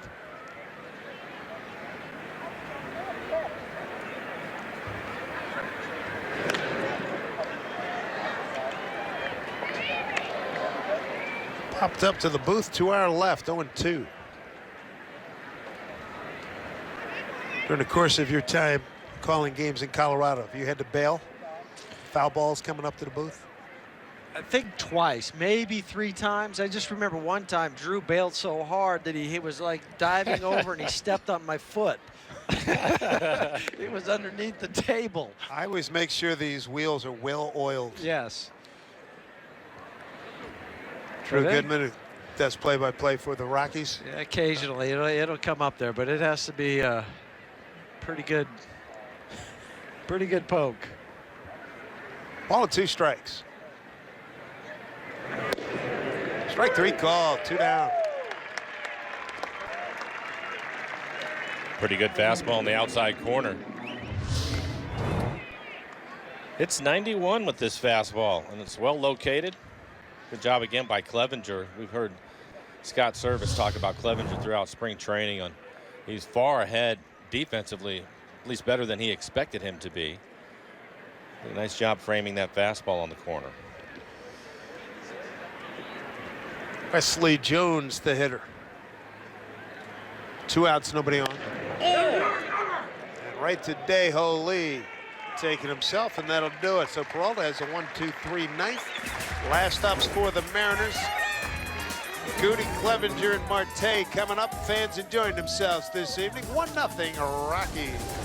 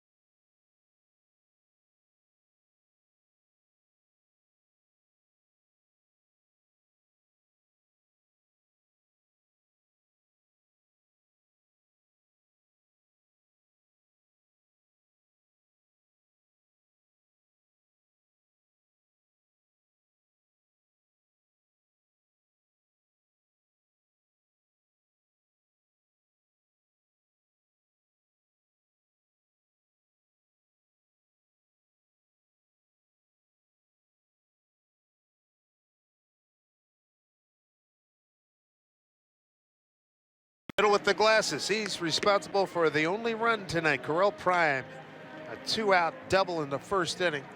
Scored Ben Paulson from first. 1-0 Colorado as we go to the bottom of the 9th inning. And the new pitcher for the Rockies is Austin House. Big right-hander, 6'4", 200 pounds, out of Albuquerque, New Mexico. To the University of New Mexico, Lobo. Came over in a trade from Oakland, originally drafted by the A's, but came over to the Rockies in 2014 in December. Last year with New Britain in 52 ball games, 3-4 with a 4.13 ERA. See if there's some late inning heroics for the Mariners. Franklin Gutierrez to lead it off. He's had a tough night. 2 ground outs, a short and a strikeout.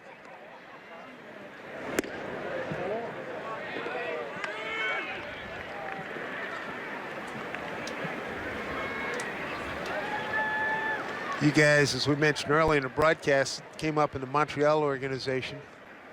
And earlier today, the Red Sox played the Blue Jays in Montreal. 52,682 at Olympic Stadium. I think they want some baseball back up there. I think they do. It was last year in a couple game series, they drew over 90,000. Yeah, that's pretty doggone good. Almost 53,000. Oh, bobbled by the shortstop, and Goody's aboard. Here's the break the Mariners were looking for in E6. It's just a young kid who just dropped it on the transfer. Carlos Herrera. Austin Wilson will run for Goody.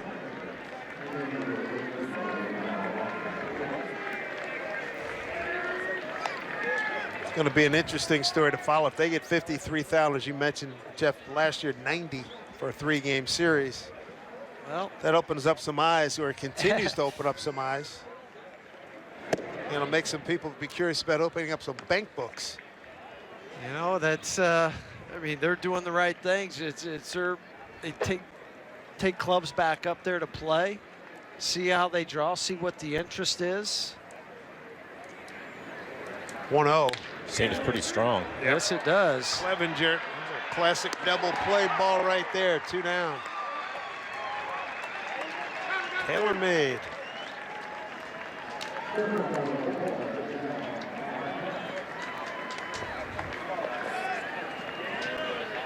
Second double play turn tonight by the Rockies.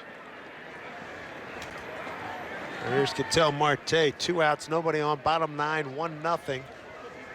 Rockies.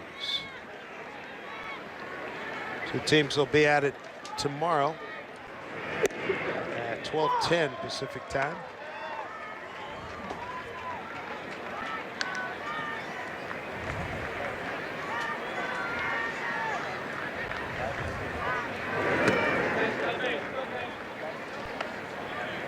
On to Marte. A couple infield hits. Robbed by Story and a fine play in the 6th. Make that in the 5th inning. One hit hard down the line. That is a fair ball. Marte, full speed, going to second. He'll go to third. The throw to third is offline. A 2-out triple by Ketel Marte. Tying runs at third. Second triple of the spring for Ketel Marte, and still some life here with the Mariners. And his 3rd hit of this ball game.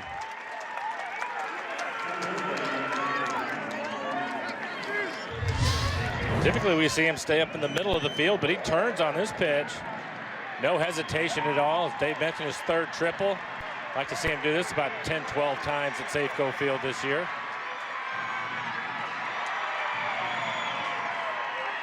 Got good running for him.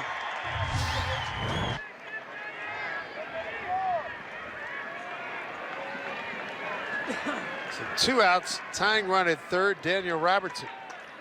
2 for 3. Exit strike 1. Robertson with a single to center in the 5th. 7th inning, a single to right.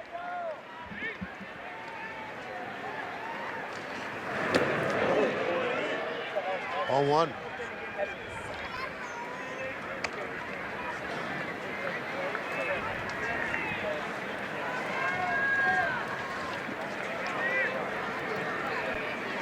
Here's the defensive alignment against Robertson, who's had a good spring. 1-1 pitch coming. House takes care, he throws it away. Can you believe this? Robertson going to dig for second. He's the winning run at second base. As the error allows Marte to score. And we got a 1-1 ball game here in the 9th. Wow.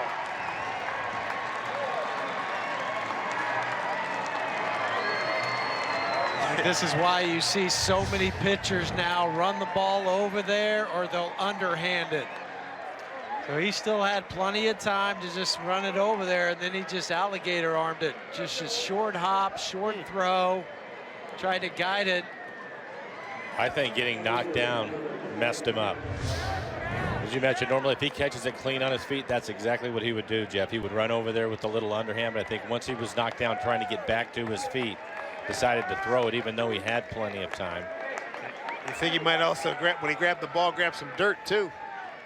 Could have affected it, but it's a good call. So here's Efren Navarro, his first at bat. He's got a chance to win the ball game here. 1-1 here in the 9th. Popped up. Patterson's there. Let's see what the home plate umpire says. We're going to go one more. Here comes Walt, and here comes Scott. I think they're going to shut it down because they got a 12-10 start tomorrow. I don't think either team brought enough pitching. No. They'll gladly say it's a draw. And say goodnight, everybody. So a 1-1 ball game here. Gentlemen, final thoughts. I thought it was a nice game for Marte. It's good to see him.